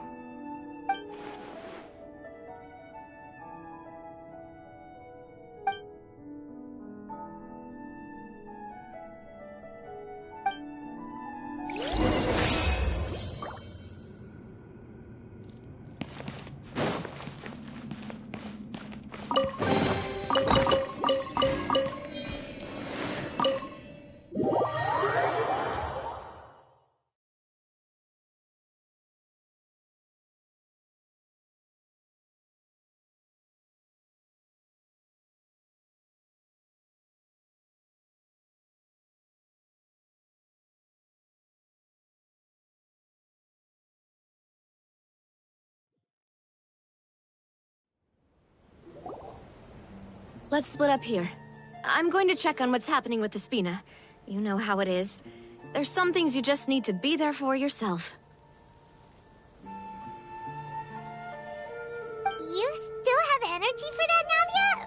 Paimon's already beat.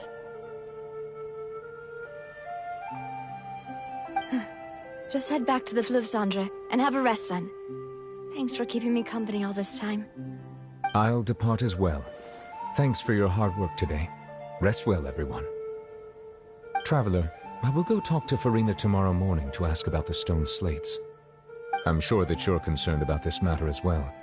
If you have time, drop by my office. I will share the results of our discussion with you.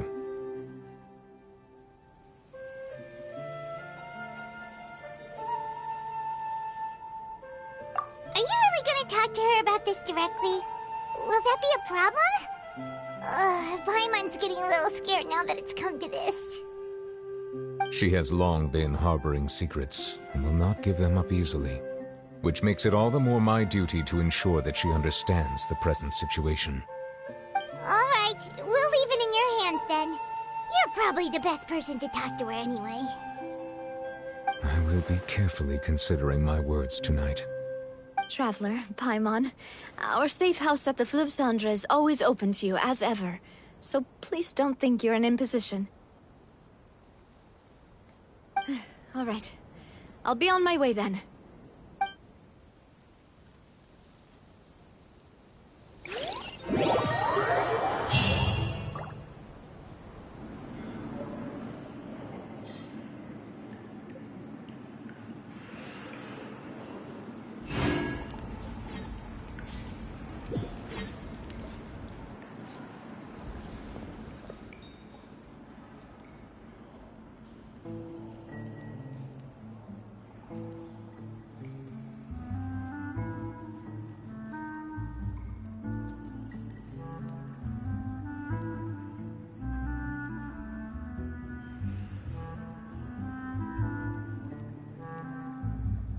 Welcome back. We've got a special menu prepared for you two tonight. Yay! And there's good food too! Navi, no, the boss is the best.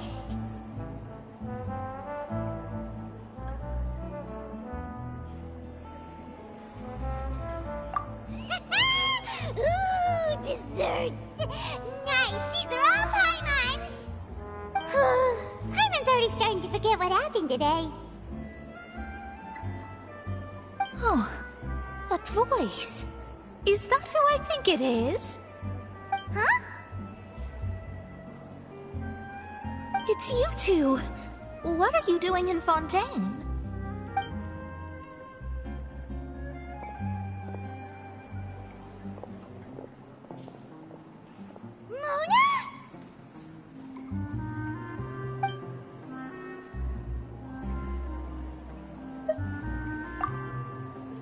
Seriously, nobody just uses a scry glass whenever they've got time to just see who they'll meet on the road.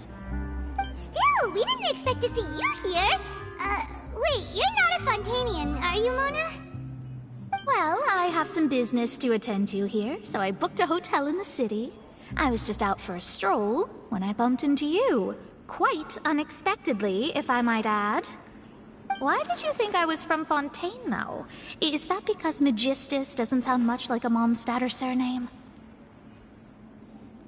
Yeah, let's go with that. Well, I used to have my own surname, which was, well, some other thing. Either way, the old hag told me when she took me as her disciple that the first step to being a great astrologist's pupil was to change that name. There was nothing for it, really. She really is amazing at astrology, so I changed my name to what it is now according to her wishes. To my surprise, however, Magistus is not the name of some ancient house or clan. It isn't? Nope. Although it is used by us in place of surnames, it generally just means great. Wow! Imagine including a boast in your name. Wait, are you gonna have to put that into your genealogy as well? I reckon so. In any case, I'd give my disciple a name like this as well, if I were to take one.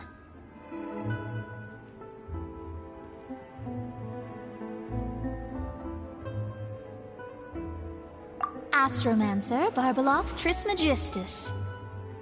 Whoa, that's a long one. Does it also mean great or something? My name means Mona the Great Astrologist. As for the old hag, hers is, in plain speech, the thrice-as-great Scholar of the Stars. Just take it as a title specific to astrologists. Thrice as great? That's so... I know, right? That's just how she is. She used to call herself Magistus, actually, but when she took me in, she changed her name to Trismegistus. Talk about excessive. Magistus is thus the calling card of our school, so to speak, which makes it about the same as a surname. It's all right if you don't get it. You can look into it further should you need to study astrology more deeply.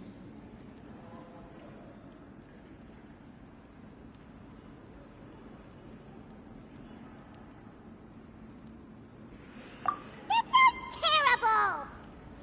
But anyway, you're not Fontanian, are you, Mona? You're from Mondstadt, right? Well, I was born in Mondstadt, yes. My parents migrated to Dorman Port, and I traveled with the old hag for a while, after which I settled down in Mondstadt City. Oh, that's a good thing then. At least we know you won't be dissolved by Fontaine's waters. Speaking of that, I'm sure you're aware that a bunch of things have happened here in Fontaine, right? I know you're not a local, but I'd avoid getting too close to any water that looks strange all the same. There's something ominous about it. Well, the water, I mean.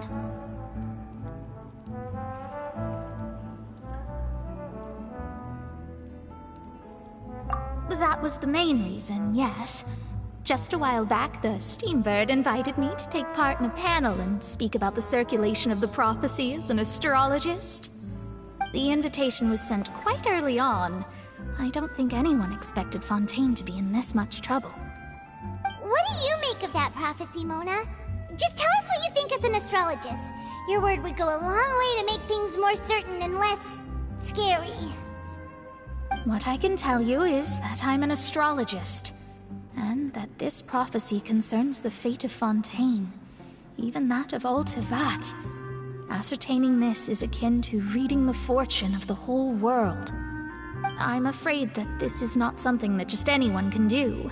If I could do it, you would no longer call me an astrologist, but a visionary. But on the flip side, the prophecy is so huge and powerful that it must surely come from a powerful visionary. Its contents involve the fate of the world. Disregarding it would be a mistake. A visionary?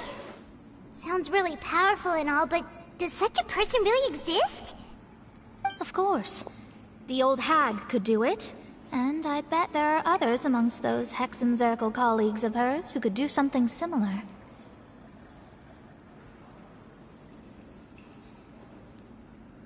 Huh?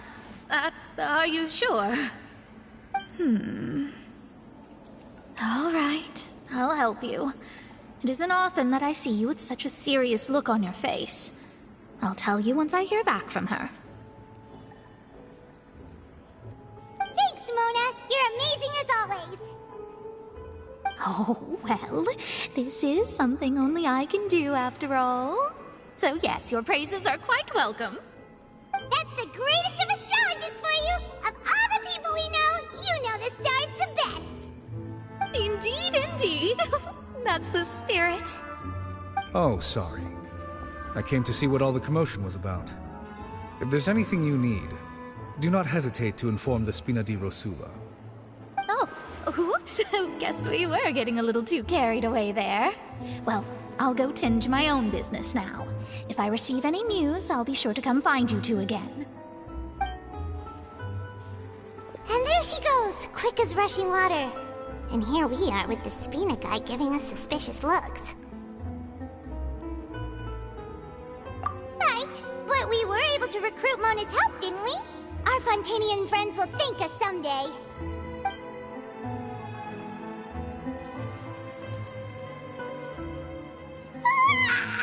Good morning. To be honest, I'm still feeling kind of sleepy.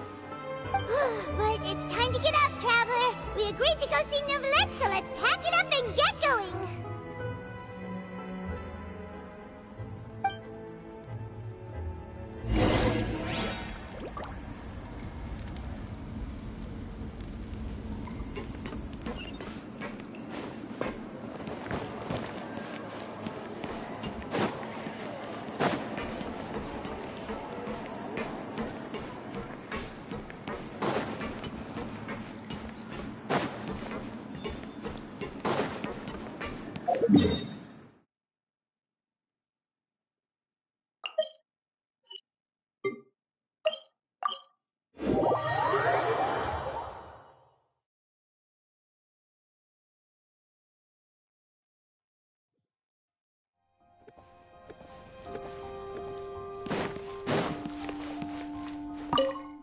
You're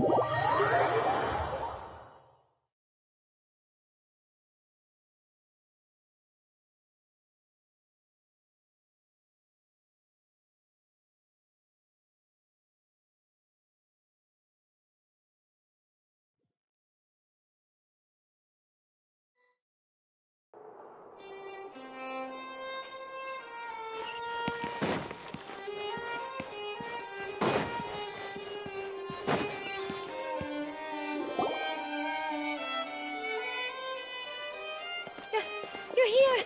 Finally! Is something wrong? Monsieur Neuvillette and Lady Farina, they seem to have gotten into a dispute. Please go see for yourself.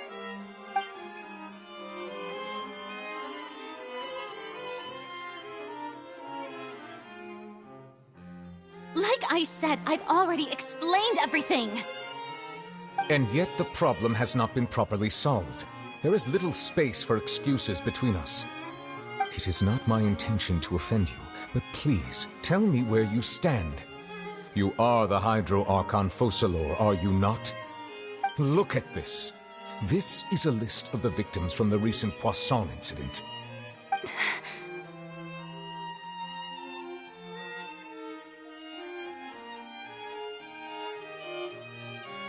You mean... they're all... We did not arrive in time to avert this disaster, and I will not have it happen again. I will say this once more. You must tell me everything you know. Yesterday, I found 3 stone slates in some ancient ruins near Poisson. Do you know anything about those? Seriously? You're questioning me like this is a court case now. I don't know anything about that. But you found them in some ancient ruins, you say? That's correct, which is why I came to ask you some questions. There should have been 4 slates, but one of them was missing. The other 3 featured different images that seemed to correlate to the prophecy. The prophecy? The second of these slates depicts the previous Hydro Archon Egeria kneeling before a floating island in the sky, as if confessing something. Do you know nothing of this either? I don't. I've never seen such slates. I'll ask you again. Do you really have no information regarding the previous Archon? My deciphering of the slates indicates that the Hydro Archon Egeria once had to confess to, or apologize for, a certain sin. If anyone would know about it, it should be you. All gods don't have the same secrets, you know. She was herself and I'm me. Is it really so strange that I know nothing? I understand your concerns, but I'm sorry. I just don't have anything to tell you. Forgive me for saying this now, Lady Farina, but I have long known of your various secret investigations into certain matters. There are several indications that you have been investigating the prophecy on the sly. This is not strange in itself, considering that you are the Hydro Archon. But it is strange that you should also claim to not know any of Egeria's secrets, as well as do nothing following your inquiries. You have never been as superficial as you have presented yourself to be, nor are you a fool. And yet, your behavior is very inconsistent.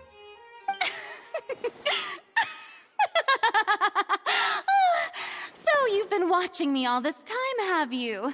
I didn't think you were that type. You... Well, since you know about my secret investigations, then you should know I'm actually working to take care of it. There's no point questioning or suspecting me. You're the Eudix, but you're still my subordinate. You should be following my lead. Just trust in me, your Archon, and do as I say. Never mind whether you can truly convince yourself to or not. It'll all turn out fine. That's all I have to say. We do not discuss this matter again.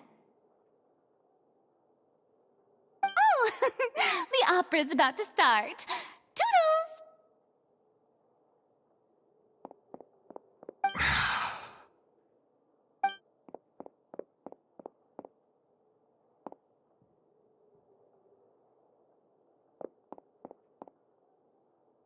Did Farina not notice us standing by the door? Wonder what's up with her. She was smiling. I assume you've been outside for a while now? Oh! You noticed! Seems Farina didn't even realize we were here. She was in a great panic, though I cannot discern the reason.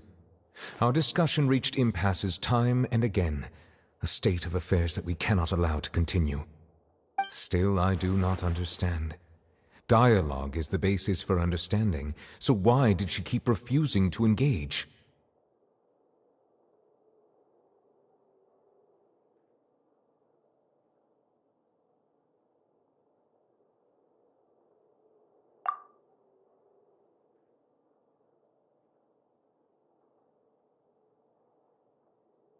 Everyone in her inner circle has noticed that she is hiding some secret. The issue is her attitude. I fear that she will not reveal anything unless absolutely forced to. We may have to create a situation in which she will have no choice but to speak. Oh? Like what? Normally, people will only reveal the truth when standing trial. Perhaps we must have the Hydro Archon experience just such a scenario. But Farina's seen so many trials, and she's really good at dodging questions. How do we make sure that she won't just slip away at the first chance she gets? We will need to consider this thoroughly, join forces with various parties, and then do what we can. If at all possible, I would prefer to recuse myself from this affair, but we must prevent the prophecy from coming to pass. This may be cruel to her, but all Fontaine is in crisis. The information a god possesses is too precious, and so we must take a chance on this.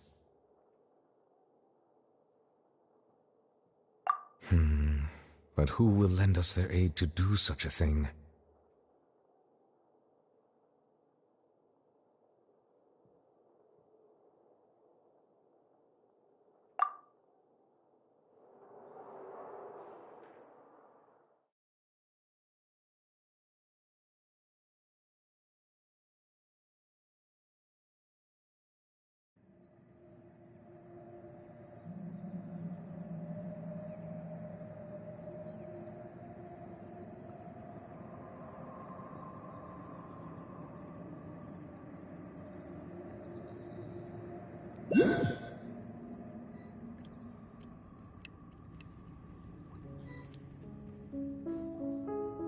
Well, that's everyone, huh?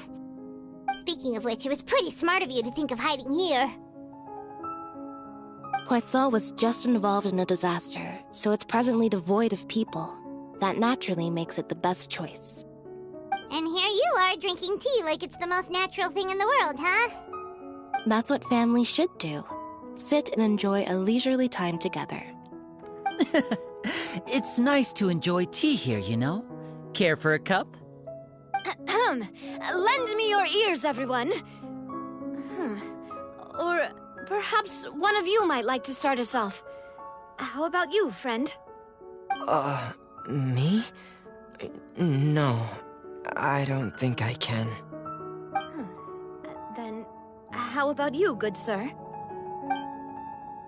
I fear that I will cause the mood on this boat to become as somber as it is in court. Well then, I guess we're lucky we've got a local like me to organize things. Wonderful, the spotlight at last. I guess I'll be facilitating things from here. That was a little long-winded, don't you think? Oh, you might be right. Anyway, to cut to the chase, our friend here, the Traveler, has brought us together to discuss something. As for what that is, well, let's start by saying that we'll be pooling our efforts together to create a series of traps. Oh, how intriguing. Well, it's just an expression, really. One that I just learned from Chlorand, and used on the spot. So, let's invite her to explain in detail. A round of applause, please.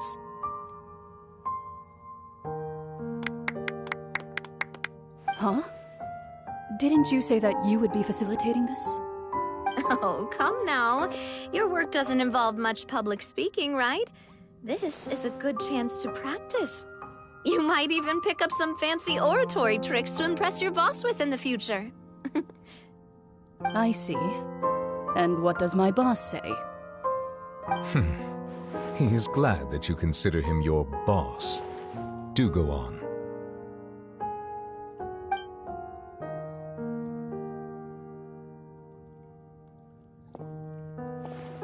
In that case, do any of you have experience hunting? Not that I recall. Fremine and I once used a wooden stick in a basket to catch wild rabbits when we were younger. As for Lynette, Oh, right. You were sick that day, weren't you? I've also gone diving to catch some fish before. Does that count? I'm afraid not. You may or may not have heard, but Fontaine once played host to a group known as the Marechaussee Hunters. Though that was their name, they did not hunt animals, but rather various monsters left behind by the ancient dynasty of King Remus. Today, Fontaine's monster population has already thinned greatly, so the hunters have blended back into society, taking up arms in other lines of work. They even left a unique methodology of hunting in their wake. A trap comprises of the following components: bait, a trigger, and a containment device. Sometimes a lethal implement will also be necessary to deal with the prey. So, if we were to build a trap together, right now, what would you choose to build it with? For me, I would prefer something basket-shaped. Pigeons and rabbits will see the bait and naturally enter the snare. Our line of work requires a deft hand, and we're some of the best in the industry, so you can count on our techniques. You used some of those techniques while moving the people of Poisson, didn't you? My subordinates mentioned that you even performed some magic for the bawling children. Yes, and I even managed to gather some intelligence in the meantime. I'm quite the multitasker if I do say so myself. I'm afraid I can't claim that as my strong suit. I prefer more stable methods, like placing bait in the water and waiting for the fish to come within reach. That's the kind of method I would count on. Calm and steady. Exactly the kind of person who would catch loads of fish. And I can be their assistant. With discretion, I'm sure.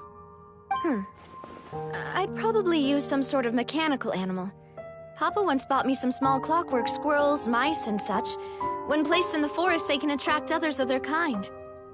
I remember that you liked those too, didn't you? I did. And that would be a good way to go about it. If they're realistic enough, animals of the same kind will follow them all the way to the trap. What about you, Monsieur Neuvillette? I fear I do not have any related experience. That makes sense. You usually solve problems directly, without the use of any such tricks. But I do have one more question for you, Monsieur. If we were to create a trap now, how would you design it? I would like for it to be effective, but bring no harm to the prey. A more gentle trap would be ideal. Kind, as always. However, our intention doesn't necessarily change the containment device and the type of implement we need. If we wanted to kill the prey in one strike, we would need a powerful implement. However, that also goes for prey that must be captured and safely contained. Wait, why's that? Only a hunter who's a true expert at subduing their prey can snare it without harming it. The line that divides life and death is often exceedingly thin. So are we going hunting together? We hadn't thought of seeing ourselves as hunters. It kinda works, but maybe it's still not the best metaphor. If our means of capturing and dealing with our prey is to put them on trial, then the hunting metaphor is actually quite accurate. But we shall require much more courage than any hunter to judge a god, a being whose seat is an exalted throne.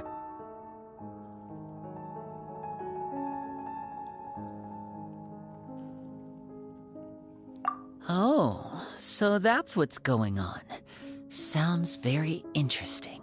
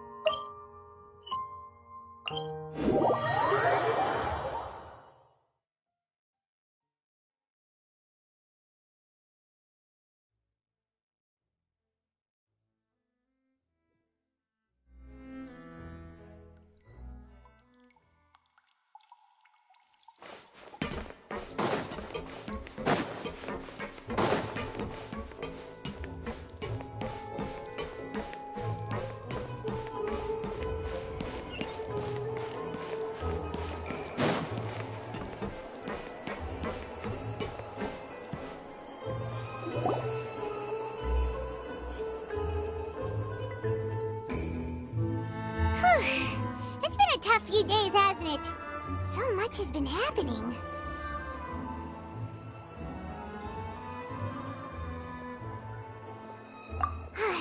Paimon didn't think the meetings would go on for so long, but everyone seemed pretty fired up, huh? Paimon thought they'd be at least a little frightened. Well, Fremine was, now that Paimon thinks about it, but everyone else just looked a little surprised.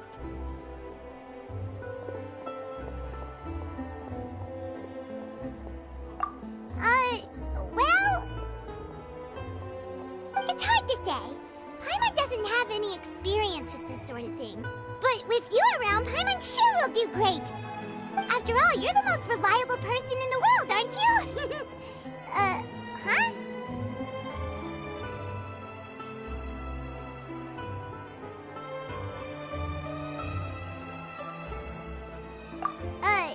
Did you just pour some tea? Paimon didn't notice you doing that at all. Then what's that? Paimon's never seen that cup before. Don't be frightened. I'm just joining you two for tea. I merely refrained from saying anything till now. Who's that voice? But there's no one here. Ah, have you forgotten me already? Wait, you are familiar. You're the voice we heard from the sky in Sumeru. The voice from the sky, I fear that description is wrong. Though, not completely wrong. You're feeling lost now, just as you were feeling previously. I sensed that confusion and thus came to you. Guiding people is an irresistible hobby of mine, after all. Consider me a passerby, just accepting a commission from my friend's disciple on a whim. The prophecy. Yes, what has been prophesied will be fulfilled.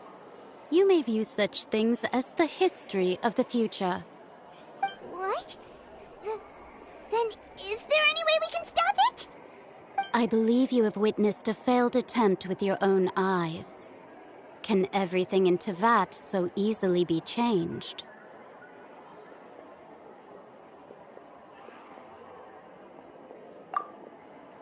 Ah, so you've caught on.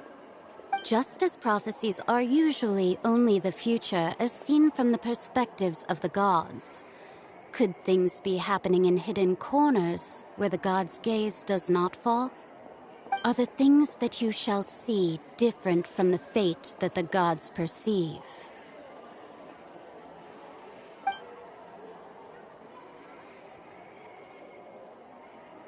What is she talking about? It all sounds really impressive and important and stuff, but it also sounds kind of scary.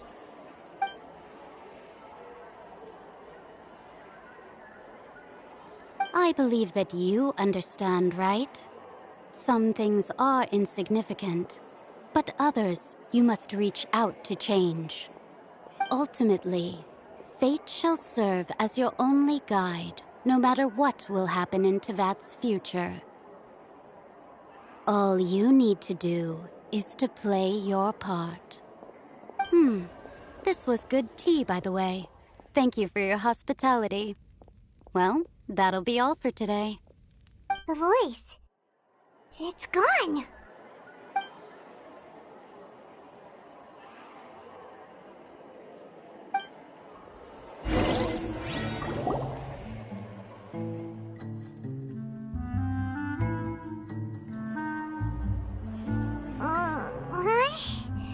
I want to hear someone talking. Alright, coming! Hey, it's you who's getting lazy, okay? Well, I see I've walked in on some lively banter. Luna!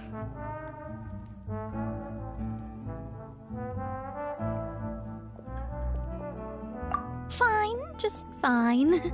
I went to take part in that Steambird panel. It turned out to be more interesting than I expected. Not all Fontainians are pessimistic about this.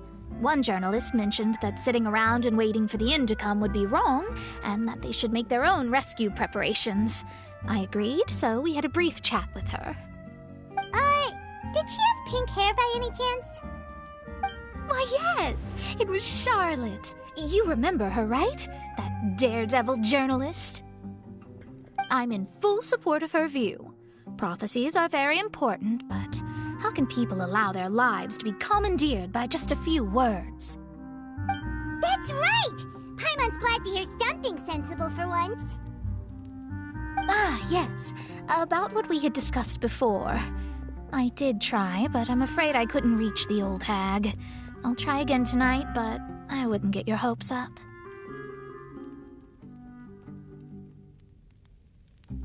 Huh?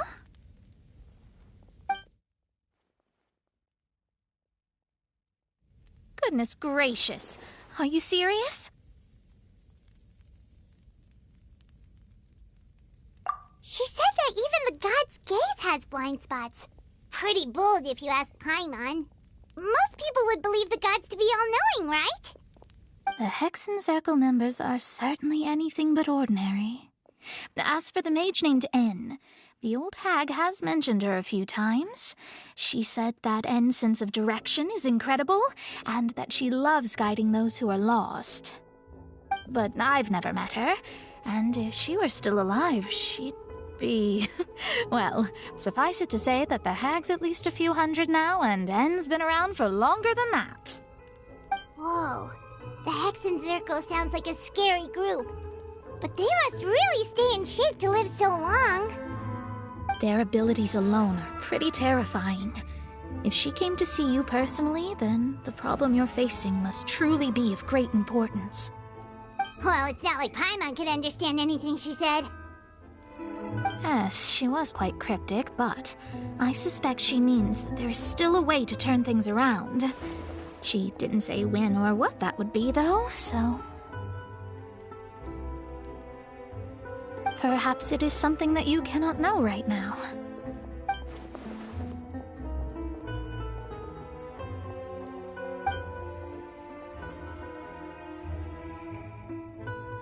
Traveler, Paimon, are you two all right? Oh, we're fine. We're just a little down right now. It kind of feels like the end is coming, you know? I see. I feel that same sense of desperation, too. I guess you could consider me someone who has often witnessed fate. So far as I have seen, it cannot be swayed. But even so, I still hope for, and believe in, miracles. Astrology is eternal and rational, but fate may not be. It is cruel, but it can also be beautiful. Perhaps that's what En was trying to tell you. Not to lose heart, and to believe that what you are seeing playing out before you is not yet set in stone. I did originally think of steering clear of all this, but I couldn't. Even if this is all futile, I still wish to help everyone. If we don't struggle to the last, then how can we face the end when it comes? Huh. You do have a point. There I go, talking about astrological principles again. Sorry about that. The moment I start talking about work-related stuff. I need to get going.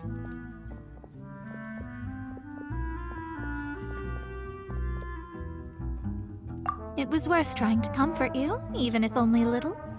I believe that you'll help those who are struggling in the same way I did. I suppose that might be why we always seem to meet by coincidence. Paimon feels kinda moved by what Mona said, but also kinda sad too. Hey, Traveler, Paimon suddenly feels like going outside for a walk. Let's go! Let's walk around the city, shall we? There's a few spots we always like to walk by.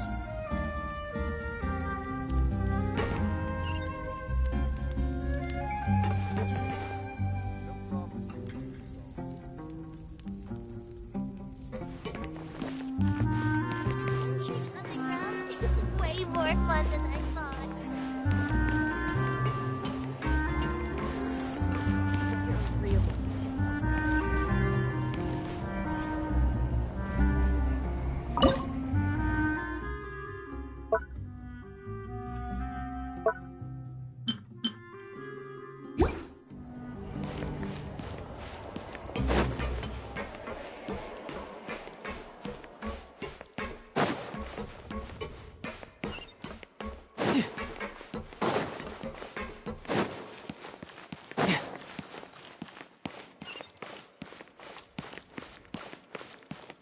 No time to lose.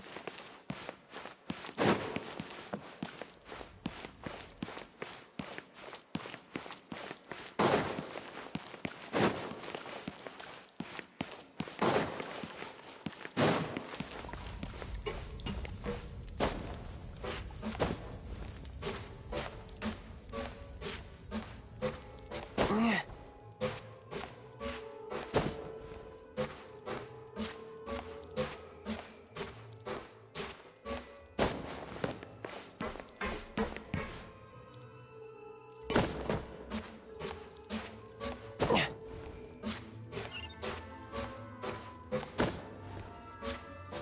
Yeah.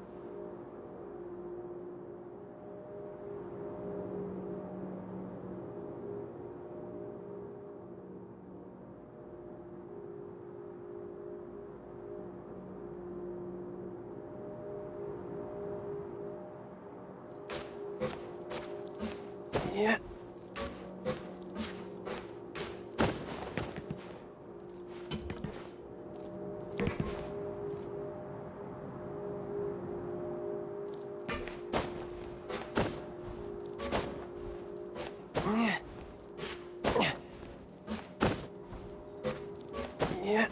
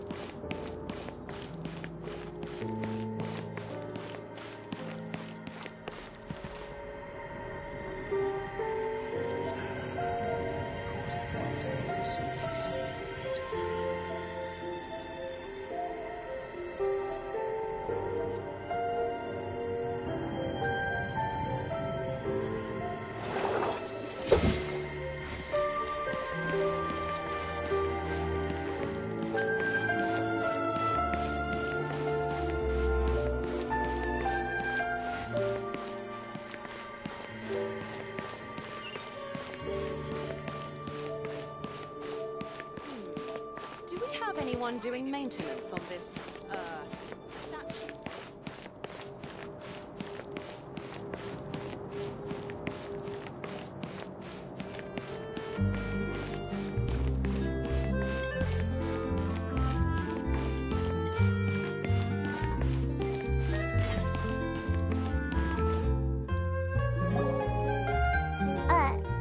Huh? Our names are written in this newspaper. What's going on?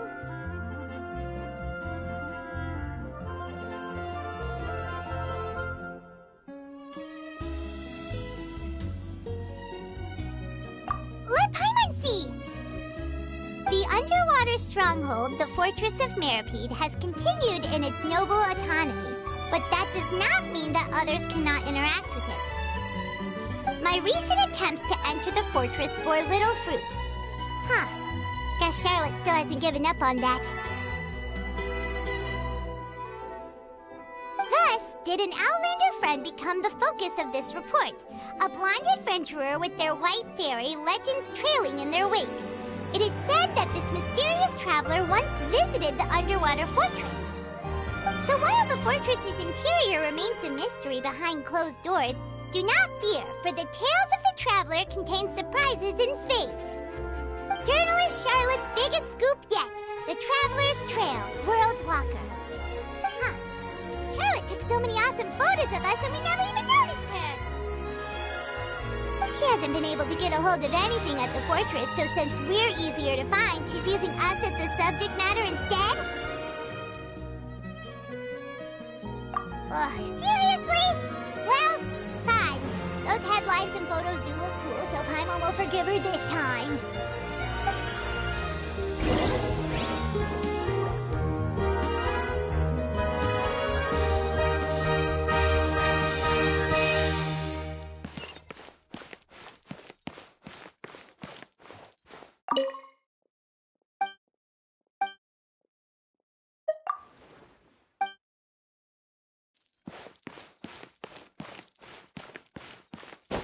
Yep.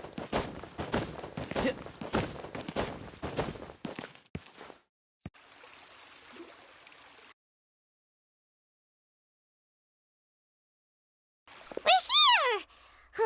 Paimon's hungry. Should we go in and get something to eat?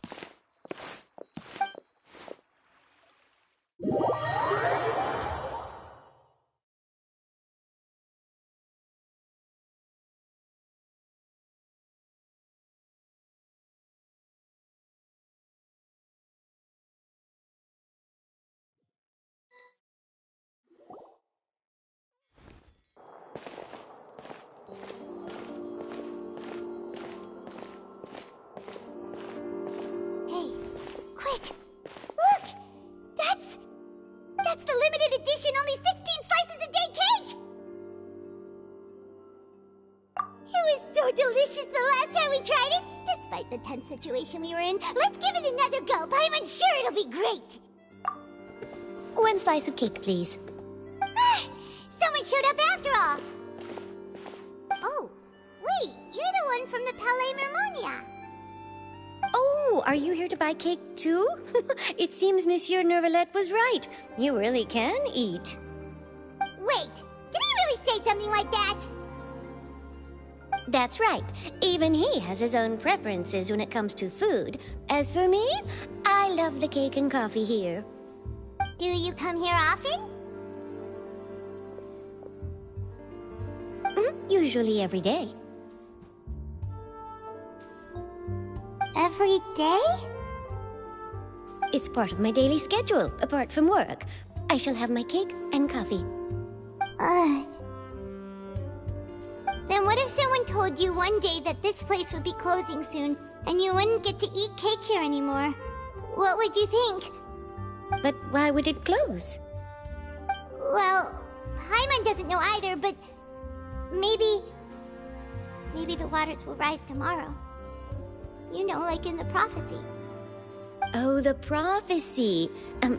To be honest, I haven't paid much attention to that. No, still, even if there'd be no more cake tomorrow, that wouldn't keep me from having some today. No. It's the same for eating in general. You might not be able to eat tomorrow, but if you can do so today, then you should carry on. That's what people call living, you know. Huh. Don't be sad. Excuse me, could I have 2 more slices of cake to go? These 2 slices are for you. Sijuin said that this kind of expression you're making is what humans call being sad. Oh, you know Sijuin? I sure do. She was born before me, and she sometimes comes to the surface to teach us things about humans. She said that humans are creatures that are saddened easily, yes, and you can only lift their spirits by feeding them delicious food. So please try the cakes here. I've got something else to do, so I'll be going now. You two try to stay in a good mood after eating, all right? Bye.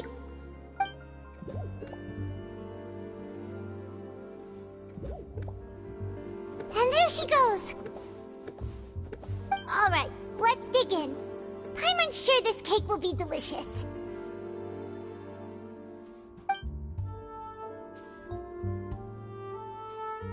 It's more delicious than last time, and the flavor gets even better with a sip of tea. It sure would be nice if we could come again tomorrow. Sure would be nice if we could always eat delicious food here.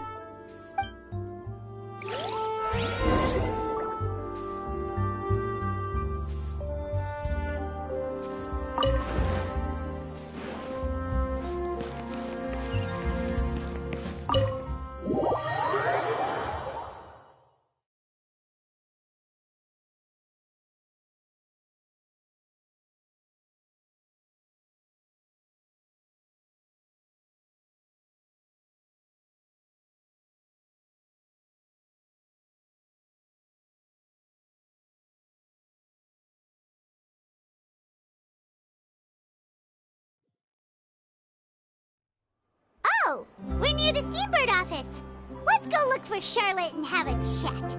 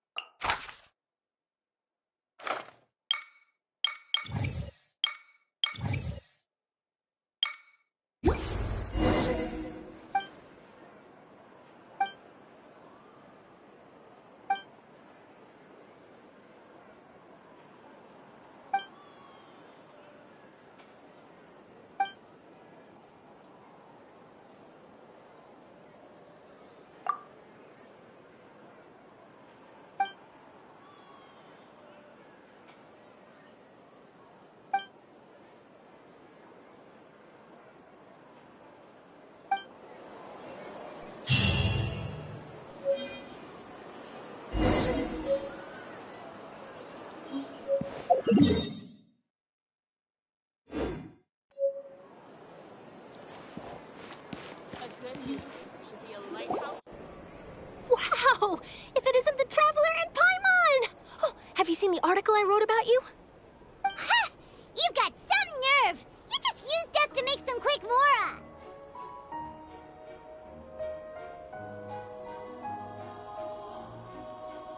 Oh, you needn't worry about that. I heard that you were in Poisson some time back, so I sent you a letter to discuss just that. It appears you didn't receive it, though. It's all right, though. I've set aside the amount intended for you. I've even set the table with some food. Really? Oh, you're the best! You're almost a little too easy to win over, Paimon.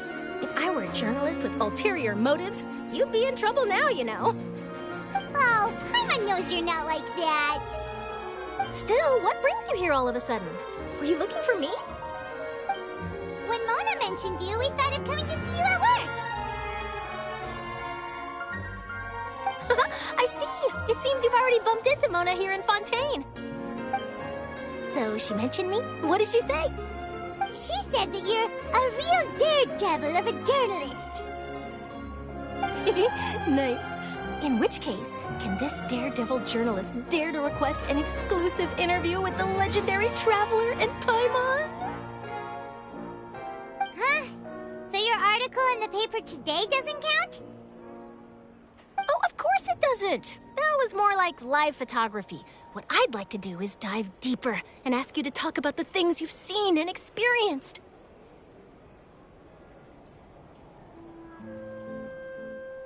Yeah, are we even qualified enough? Why not? If I say you're worth an interview, then you're worth it. But not right now, of course. I'll need a few days to prepare. Oh, in that case, we'll just chat when you have the time then? Oh, so that's a yes? Ooh, splendid! I'll tell the editor-in-chief immediately. I'll have to apply for lighting, a venue, some props, and... Whew, so much to get done now. Talk to you later. Wait, Charlotte, Paimon's still got a question for you. And what's that? If, just for example, Fontaine were to be flooded tomorrow, what would you do today? Huh, that's the prophecy you're talking about, isn't it? I mean, I do hear about it often, but I've never once thought that the day could be tomorrow. If you're seriously asking, then I might try and think of a way to leave Fontaine. Oh, but I'm still a journalist first and foremost. That means I have a duty to be reporting from the scene. And secondly, I wouldn't forsake my homeland that easily. From what I've seen, most people don't know what they'd do should the worst come to pass. In truth, it might be better just to behave like normal rather than worry over such an end. So in all likelihood, I'd probably still be prepping at the office for that interview of ours. I know what you're thinking. That sounds a bit sad, but I've always believed that it's best to do what you enjoy. Just think about it. If this nation really were to be suddenly destroyed tomorrow, but I still successfully finish an exclusive interview with a truly unique person, the story I would wind up writing would truly be timeless. And then do you know what I'd do? Well, I'd write that story, send it for printing, and use messenger pigeons to get copies out to the various nations as soon as possible. I'm not a dreamer, nor am I a workaholic, but I do love my job, and I'd be proud of leaving such an article behind. I guess you could say that I was born to be a journalist. But anyway, that's my answer. And on that note, I'll get back to my preparations. That's so nice. All of a sudden, Paimon actually kinda envies her. Anyway, let's go and take a look at the sea, shall we?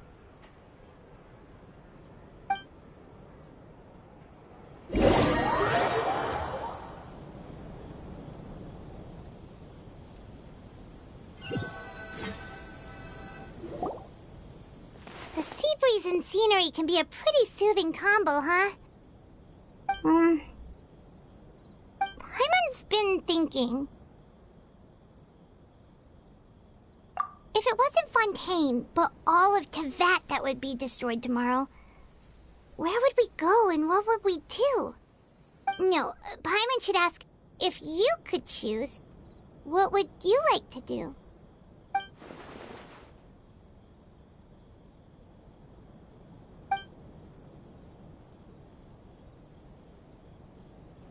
We've always been moving to the next destination, so we haven't spent much time thinking about these kinds of things. We didn't have to either, with us always being on the road and whatnot.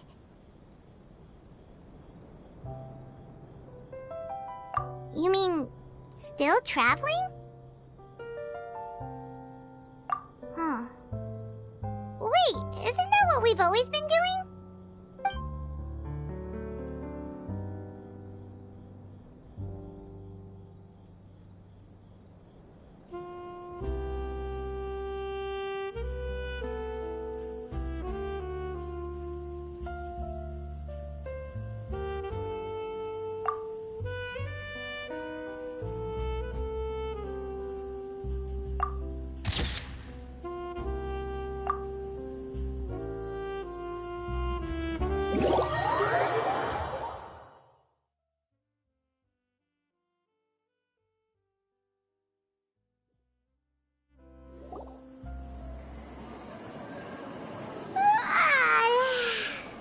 Like you'll grow mold if you stay here long enough. But it's still better than the Fortress of Meropide, that's for sure. It's not only damp there, but salty too. Ah, so the two of you are still here. Wonderful. Oh, you're from the Palais Mermonia, aren't you? Yes, I'm Isadora. Monsieur Nervillat sent me to look for you two before. I heard that afterward you went to the Fortress of Meropide.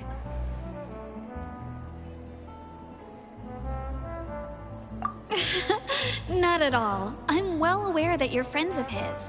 Actually, I'm here to pass along a message from him.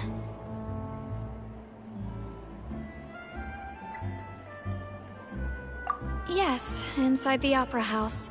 The Maréchaussée Phantom has declared the incident a small-scale riot. A riot? Well, that said, I don't personally think it was that serious.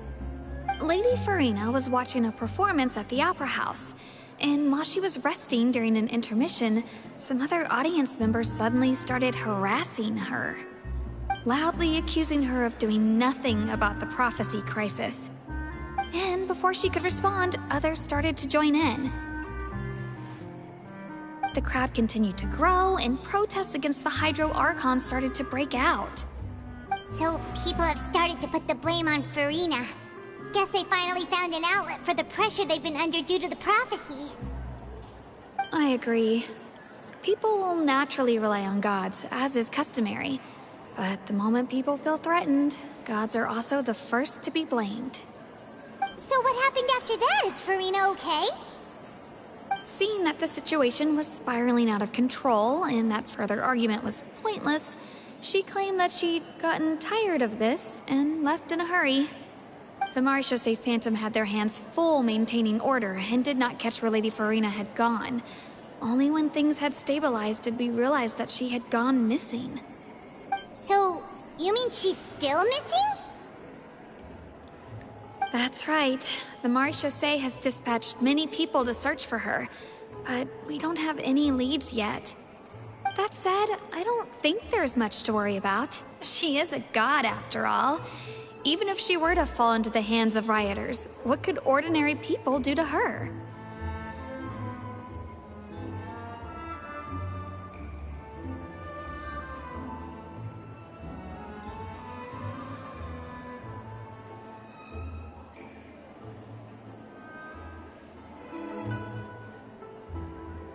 Good. Monsieur Nervillat sent me to tell you about the situation, but he didn't say anything else. Don't worry, this is more than enough to go on. Thanks for keeping us informed. Ah, is that so? Well, alright then. In that case, you two take care. I'll be heading back to the Palais now.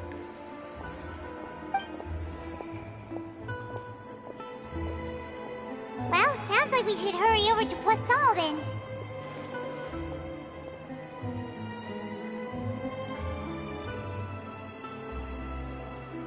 If we know Farina, she won't try to fix things in this situation.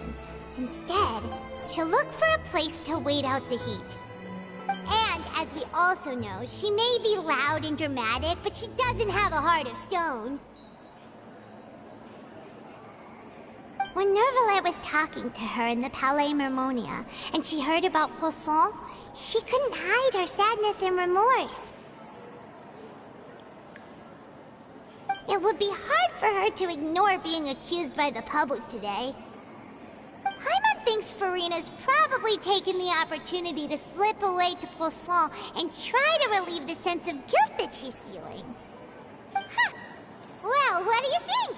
Paimon knows the answer, of course, but Paimon can do the analysis to back it up, too. Cool, huh?